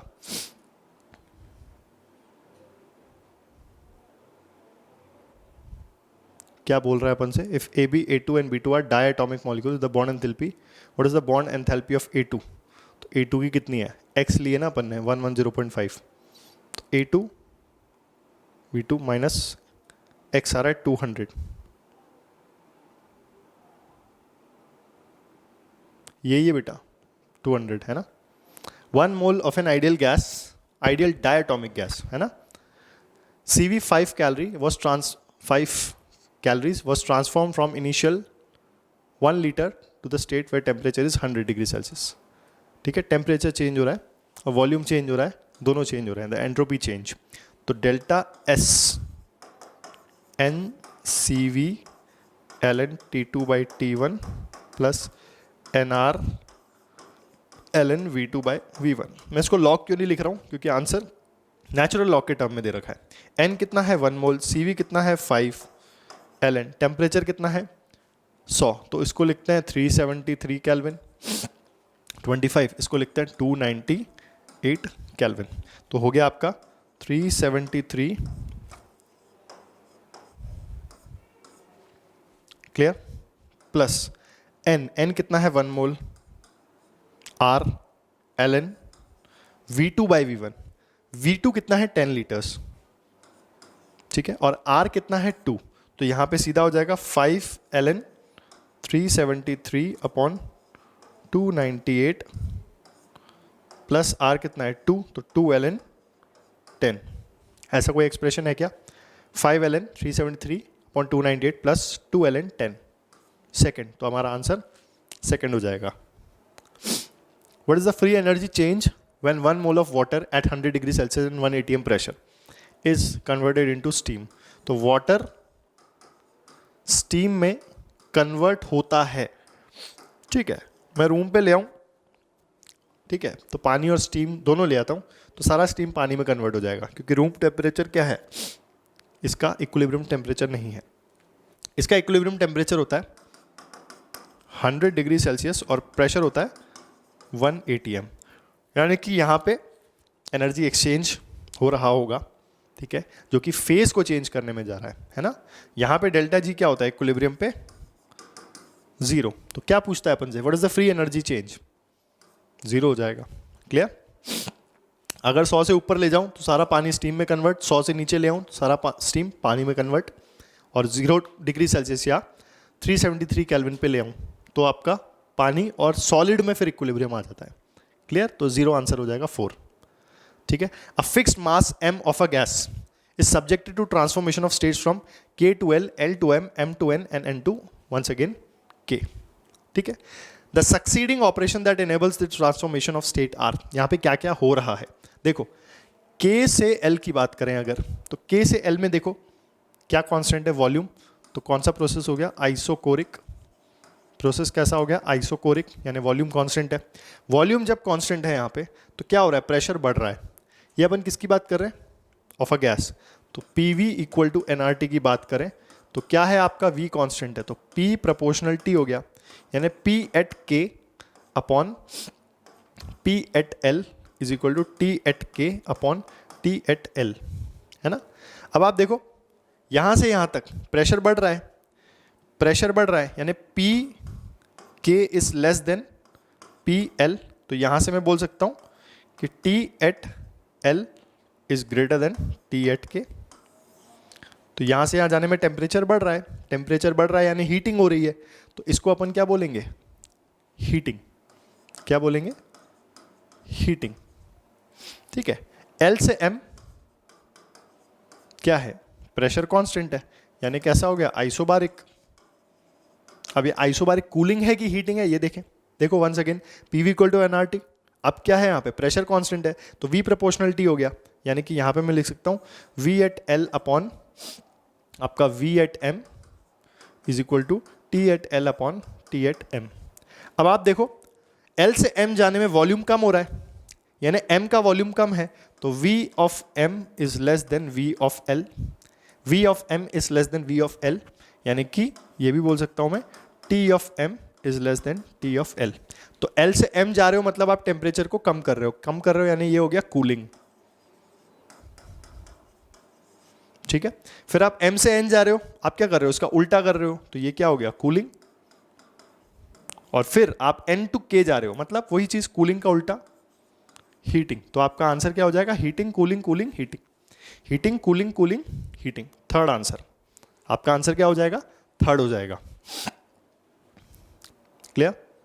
For the hypothetical reaction A2 plus B2 gives 2AB if delta RG naught and delta RS naught are 20 kilo joule पर मोल एंड 20 जूल पर केल्विन। इनका ध्यान रखना, ये जूल ये किलो जूल है ना, ये गड़बड़ होती है कई बार। है ना। तो आप यहाँ पे एंट्रोपी और आपका गिब्स फ्री एनर्जी का डिफरेंट दे रखा है। If delta R C P is 20 joule पर केल्विन पर मोल, अच्छा जूल में है, then delta R H at 400 kelvin, यानी कि अपन को डेल्टा सी पी गिवन है, तो डेल्टा एच 400 माइनस किस पे दे रखा है, 200 पे, तो डेल्टा एच 200 अपॉन 400 माइनस 200। अब देखो डेल्टा सी पी आपको दे रखा है कितना 20, डेल्टा एच 400 आपने निकालना है। अब डेल्टा एच 200 कैसे निकलेगा, है ना, तो delta H 200 delta G minus T delta S 200, और ये टी क्या है 200। डेल्टा एच 200 कितना गिवन है मुझे, बेसिकली डेल्टा जी देखेंगे ना, तो डेल्टा जी कितना है 20 किलो जूल, ये किलो जूल में है, plus 200 temperature into delta H कितना है -20, ठीक है, ये किलो में है, इसको किलो में कर देंगे तो ये डेल्टा एच 200 आ जाएगा। तो कितना आया 20, ये कितना हुआ 2 जीरो और ये तो 2 2 4, तो 20 माइनस 4 16 किलो जूल पर मोल। तो यहाँ पे क्या रख देंगे अपन 16 किलो जूल पर मोल, है ना। तो किलो जूल है मतलब 1000 डिवाइडेड बाय 200, तो डेल्टा एच 400 कितना हुआ 20 इंटू 200 प्लस 16,000 अपॉन 1000, ये किलो जूल में आ जाएगा। सिंपल, 2 2 4 तो कितना हुआ 2 2 4 4000 plus 16,000 divide by 1000, delta H आया 400 पे, हजार गया 16 प्लस 4 20, तो कितना हो जाएगा 400 पे 20, 400 पे कितना हो गया 20, है ना, कहाँ गया ये रहा 20 किलो जूल पर मोल, ठीक है ना। ये यहाँ पे आपके क्वेश्चन हो गए, ठीक है, आंसर नंबर 1 आ जाएगा। क्लियर। अब 2 मिनट का ब्रेक लो, फिर अपन सॉलिड स्टेट स्टार्ट करते हैं। चलिए बच्चों, अब अपना सॉलिड स्टेट अपन स्टार्ट करते हैं। इंपॉर्टेंट है, जो क्वेश्चंस और पॉइंट्स यहाँ पे लिखवाए हुए हैं सभी सब इंपॉर्टेंट है। बेसिकली अपन बात ही इंपॉर्टेंट चीज़ों की कर रहे हैं जिनसे प्रोबेबिलिटी है आने की। तो 7 फैमिलीज में अपन ने बांटा हुआ है, जिनमें 14 ब्रावियस लैटिस अपने अवेलेबल होंगे। बेसिकली 14 कैटेगरीज हैं, है ना, 14 ब्रावियस लैटिसेस मिलेंगे। क्यूबिक में सब कुछ same, side same, angle same. Orthorhombic में सारी साइड्स अनइक्वल, एंगल सारे इक्वल, ठीक है। Simple cubic BCC FCC, simple cubic BCC FCC और एंड सेंटर, तो 3 इसमें, 4 इसमें, 7। टेट्रागोनल में कोई भी 2 साइड इक्वल, तीनों एंगल 90, इसमें तीनों साइड्स अनइक्वल, 2 एंगल 90 और 1 90 का नहीं है। रोम्बोहाइड्रल में तीनों साइड्स इक्वल, दोनों एंगल 90, मतलब तीनों एंगल इक्वल और 90 के बराबर नहीं है। ट्राइक्लिनिक में तीनों साइड्स अनइक्वल, तीनों एंगल अनइक्वल, है ना। हेक्सागोनल में 2 साइड्स इक्वल, 1 अनइक्वल, बाकी 2 एंगल 90 और 1 120 का होता है, ठीक है। तो इसमें आपके 7, 8, 9, 10, 11, 12, 13, 14, टोटल कितने हो गए 14 ब्रावियस लैटिस हो गए, ठीक है। क्यूबिकल सिस्टम की बात करते हैं तो 3 होते हैं। Simple cubic, body centre. Simple cubic में क्या होता है, आपके जो एटम्स होते हैं, बेसिकली लैटिस पॉइंट्स, हम उन पॉइंट्स को बोलते हैं जहाँ पे आपके एटम का सेंटर कोइंसाइड करता है। तो यहाँ पे अगर आपका एटम है कॉर्नर पर, मतलब आप एटम्स को अरेंज कर रहे हो और उनके सेंटर्स को जोड़ देने पे आपको जो ज्योमेट्री मिल रही है वो क्यूब मिल रही है, तो उसे हम सिंपल क्यूब बोलते हैं, है ना। तो एटम को पूरा ना लिख के हम उसका पॉइंट लिखते हैं जो कि सेंटर होता है। तो ये हो गई आपकी एज लेंथ। तो ये एज लेंथ अगर है तो आधा एटम ऐसे आएगा और आधा एटम ऐसे आएगा। तो ये जो है ये इनके सेंटर्स हो गए। क्या हो गए, इनके सेंटर्स हो गए। तो कैसे हुआ आपका सिंपल क्यूबिक में, आपका ये एटम और ये एटम, तो ये एटम के सेंटर को जोड़ के बना था एज, है ना। तो ये क्या हो गया पूरा एज लेंथ, है ना। और ये कितना है आर और आर, तो ये किसके बराबर हो गया 2r। तो r किसके बराबर हो गया a/2। तो सिंपल क्यूबिक में जो रेडियस ऑफ एटम है वो किसके बराबर है, एज लेंथ का ½ के बराबर, ठीक है। बीसीसी में बॉडी सेंटर होता है, यानी कि बॉडी के सेंटर पे भी आ जाता है। तो ये क्या हो जाते हैं, ये थोड़े दूर हो जाते हैं एज वाले, ठीक है। तो इसकी ये डिस्टेंस जो है थोड़ी चेंज हो जाती है। तो अपन क्या करते हैं, यहाँ से टचिंग एटम्स लेते हैं और ये जो डायगोनल होता है ये कैसे कैलकुलेट होता है, देखो ये जो है ये इस नीचे वाले फेस का क्या हो गया, डायगोनल। तो this is a, this is a, this is √2a, तो this is √2a, this is A and this is your hypotenuse. तो एक राइट एंगल ट्राइंगल बना है ना। तो √3a आ जाएगा कैसे, √2a का स्क्वायर प्लस a का स्क्वायर, तो ये हुआ 2a square plus a square 3a square. तो ये जो लेंथ हुई बॉडी डायगोनल वो √3a हो गई है ना। हाइपोटेनस का स्क्वायर 3a स्क्वायर है तो हाइपोटेनस √3a हो गया। अब ये √3a हुआ, एक एटम इधर आया, एक एटम इधर आया, एक पूरा एटम बीच में आया, तो आपका a प्लस सॉरी आपका r, आपका r plus 2r plus r √3a के बराबर हो गया। तो r इक्वल टू √3a/4 हो गया। और यहाँ पे FCC में फेस के सेंटर पे होता है, यानी कि एटम कहाँ होता है, ये जैसे फेस हो गया ऊपर का, ठीक है। इसके यहाँ होता है, एक एटम यहाँ होता है और एक यहाँ होता है। तो ये क्या हो गया, वंस अगेन √2a किसके बराबर, 4r। तो यहाँ पे r क्या होता है, √2a/4, या फिर नीचे √2 से √2 काटोगे तो 2√2 आ जाएगा, तो a/2√2 आ गया FCC में a और r का relation. Number of atoms per unit cell, इसमें corner corner corner corner 8 corner है ना। तो 8 कॉर्नर होते हैं, हर कॉर्नर का कंट्रीब्यूशन 1/8 होता है, तो नंबर ऑफ एटम्स 1 आ गए, ठीक है। बॉडी सेंटर में कॉर्नर के अलावा बॉडी का सेंटर भी होता है, तो 1 यहाँ से और 1 बॉडी सेंटर से, तो कितने हो गए टोटल 2। फेस सेंटर में क्या होता है, कॉर्नर भी होते हैं प्लस आपके फेस के सेंटर भी होते हैं। हर फेस पे कितना शेयर होता है, हाफ एटम है ना। तो आपके कितने हो गए यहाँ पर, एक तो कॉर्नर से 6 फेसेस हो गए और हर एक का कंट्रीब्यूशन हाफ, तो टोटल कितने हो गए 4, इधर 2 और इधर 1। कोऑर्डिनेशन नंबर कितने नियरेस्ट एटम्स टच कर रहे हैं, ठीक है। तो अगर अपन किसकी बात करें, इसकी कॉर्नर की, तो कॉर्नर को एक ये कॉर्नर, एक ये कॉर्नर, एक ये कॉर्नर, एक ये कॉर्नर, एक पीछे वाला कॉर्नर और एक ऊपर जाता हुआ कॉर्नर, तो यहाँ यहाँ यहाँ वाला आइटम भी टच कर रहा है, तो कोऑर्डिनेशन नंबर 6 हो गया इसका, ठीक है। इसमें बॉडी सेंटर में 8 कोनों से घिरा हुआ है, तो आपका 8 हो गया। और ये फेस सेंटर में 12 से घिरा हुआ है, तो ये 12 हो गया, ठीक। सबसे ज़्यादा एफिशिएंट आपका FCC होता है, सबसे कम आपका सिंपल क्यूबिक होता है। Number of voids octahedral, tetrahedral, simple cubic और बॉडी सेंटर में नहीं होते हैं। FCC में आपके 4 वॉइड्स होते हैं टेट्राहेड्रल, ऑक्टाहेड्रल, और 8 होते हैं टेट्राहेड्रल, ठीक है। Neighbouring hood in a particle system, यानी कि कितने टाइप के आपके नियरेस्ट नेबर हैं, तो ये याद रख लो। Number of neighbours, distance a, simple cubic के अंदर a होता है, मतलब ये आपका एक एटम इधर, एक एटम इधर, नियरेस्ट a हो जाएगा, है ना। नियरेस्ट वाला एक एटम से जुड़ा हुआ दूसरा एटम जो नियरेस्ट होगा। नंबर ऑफ नेबर्स कितने, 6 शेयर्ड बाय 4 क्यूब्स, ठीक है। नेक्स्ट नियरेस्ट a√2, मतलब अगले दूरी a√2, फिर उससे अगली a√3, इधर 12 से और इधर 8 से। बॉडी सेंटर में नियरेस्ट √3a/2, इधर a और इधर a√2। Number of neighbours 8, 6, 12। इसको बता के मैं आपको दिखाता डायग्राम बना के, बट उतनी नीड यहाँ पर है नहीं। फेस सेंटर के अंदर a/√2, a और √3a/2, √3/2a। Number of neighbours 12, इसमें 6 और इसमें नेक्स्ट टू नेक्स्ट में 24। डेंसिटी, डेंसिटी क्या होता है, मास बाय वॉल्यूम। तो किसी भी यूनिट सेल की लैटिस की डेंसिटी क्या होती है, डेंसिटी हो जाती है मास बाय वॉल्यूम। मास क्या होता है, मास क्या होता है आपका, ठीक है। मान लो अगर आपने 1 मोल लिया है तो मास क्या लोगे, मोलर मास।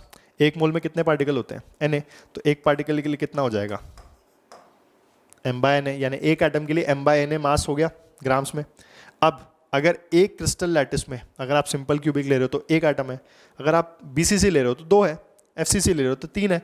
तो Z क्या मतलब कितने यूनिट सेल के अंदर कितने एटम्स हैं, तो ये तो हो गया मास। वॉल्यूम क्या होता है, उस क्यूब का आपका वॉल्यूम, यानी कि एज लेंथ का क्यूब। तो ये फॉर्मूला बन गया m/Z/Na/A3, आपका डेंसिटी का फॉर्मूला, ठीक। अब आता है आपका आयनिक क्रिस्टल्स। आयनिक क्रिस्टल्स भी इंपॉर्टेंट है।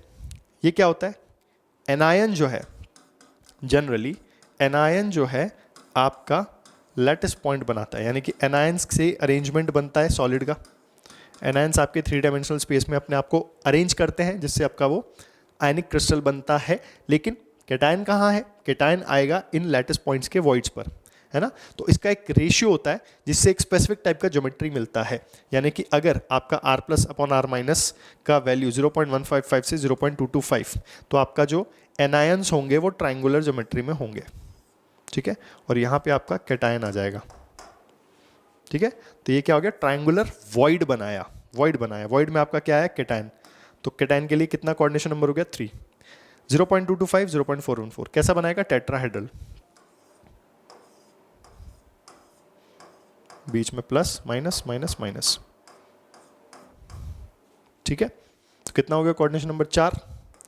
0.414 से 0.732, तो ये कैसा बनाता है? ऑक्टाहेड्रल, मतलब 3 ऊपर 3 नीचे। तो कितनों से गिरा है? 6 से। और क्यूबिक में 8 खुद होता है सेंटर में, तो 1 2 3 4, प्लेन के ऊपर 5 6 7 8, और ये होगा सेंटर में। तो 8 से गिरा है तो क्यूबिक, वॉइड। क्लियर? ये वैल्यूज याद रखनी है। 0.155 पे ट्रायंगुलर, 0.225 पे टेट्राहेड्रल, 0.414 पे octa, and then you have cubic. Examples of ionic crystal, rock salt NaCl। NaCl में कोऑर्डिनेशन नंबर 6/6 होता है। CaCl में कोऑर्डिनेशन नंबर 8/8 होता है, ठीक है। तो यहाँ पे आपको सिंपल क्यूबिक में कैटायन और एनायन का, यानी कि √3A = 2 R++ R-, ये हो गया। जिंक ब्लेंड में कोऑर्डिनेशन नंबर 4, तो FCC का होता है। तो FCC में √3A/4 होता है R के बराबर। तो R अब यहाँ पे कैटायन और एनायन का है, तो A क्या हो जाएगा? 4/√3।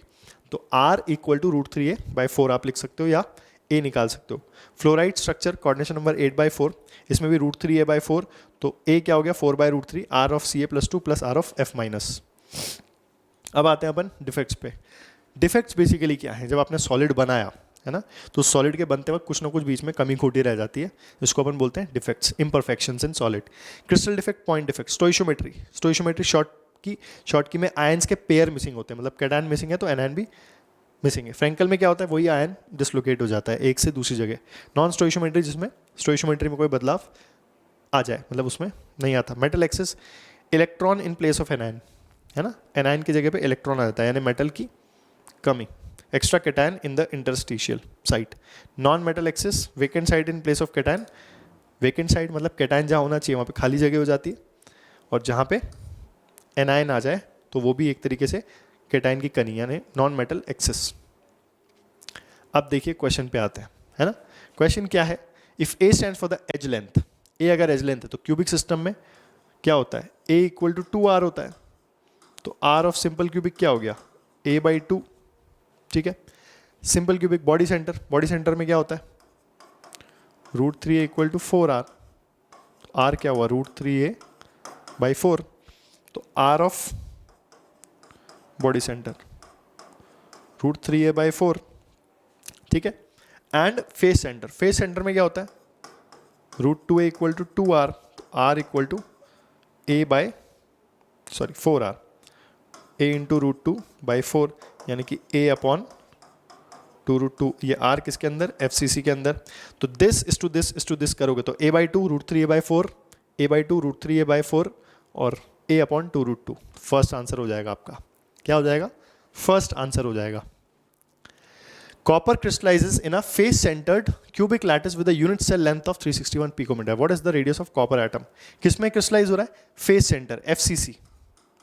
FCC, यानी कि FCC के लिए Z कितना होता है? फेस सेंटर के लिए 4, ठीक है। अब ये देखो कि आपको जब उसकी पोजीशन देखनी है तो रेडियस निकालना है, यानी कि रिलेशन क्या होता है फेस सेंटर में?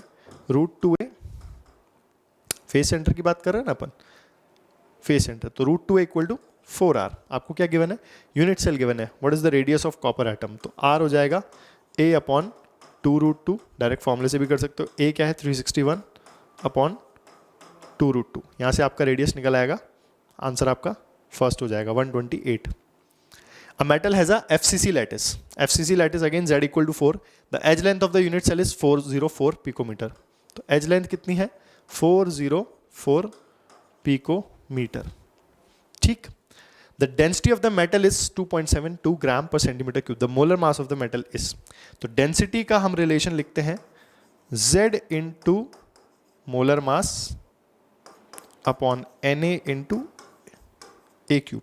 अब डेंसिटी किस में है? ग्राम पर ml में, सेंटीमीटर क्यूब को ml भी बोलते हैं।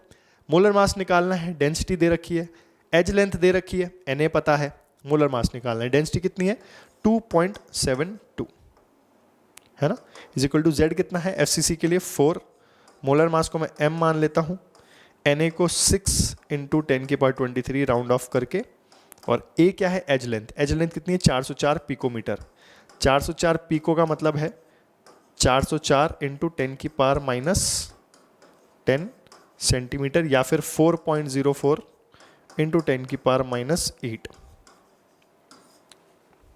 ठीक है, एरर 404 आती है कंप्यूटर्स में, है ना। तो 4.04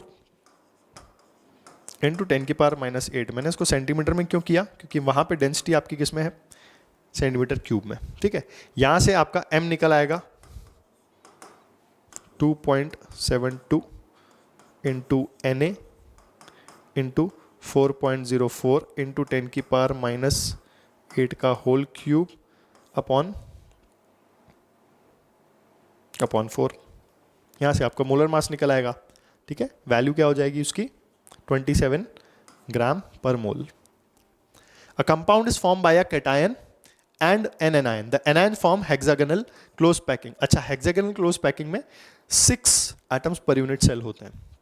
ठीक है, and the cations occupy 75% of the octahedral voids. एक चीज का ध्यान रखना, जितना Z होता है उसका डबल टेट्राहेड्रल वॉइड्स होता है, और जितना Z होता है उसके बराबर ऑक्टाहेड्रल वॉइड होता है। तो क्या बोलता है 75% ऑफ द ऑक्टाहेड्रल वॉइड, यानी कि कैटायन किस में आया 75%, यानी 3/4 of 6।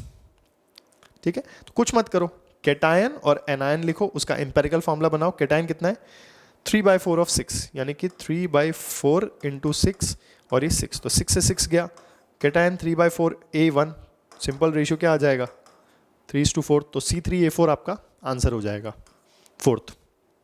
Clear. Lithium metal crystallizes in a body centre, body centre के लिए Z कितना होता है 2। If the length of the side of the unit cell of lithium is इतना, लेंथ कितनी है साइड की 351 पिकोमीटर, एटॉमिक रेडियस निकालना है। तो बॉडी सेंटर में क्या होता है आपका √3 है, बॉडी डायगोनल का लेंथ 4r के बराबर, रेडियस पूछा है तो रेडियस √3/4 इंटू A कितना है 351, तो यहाँ से आपका 151.8 के आसपास आंसर आ जाएगा, यानी सेकेंड। क्लियर।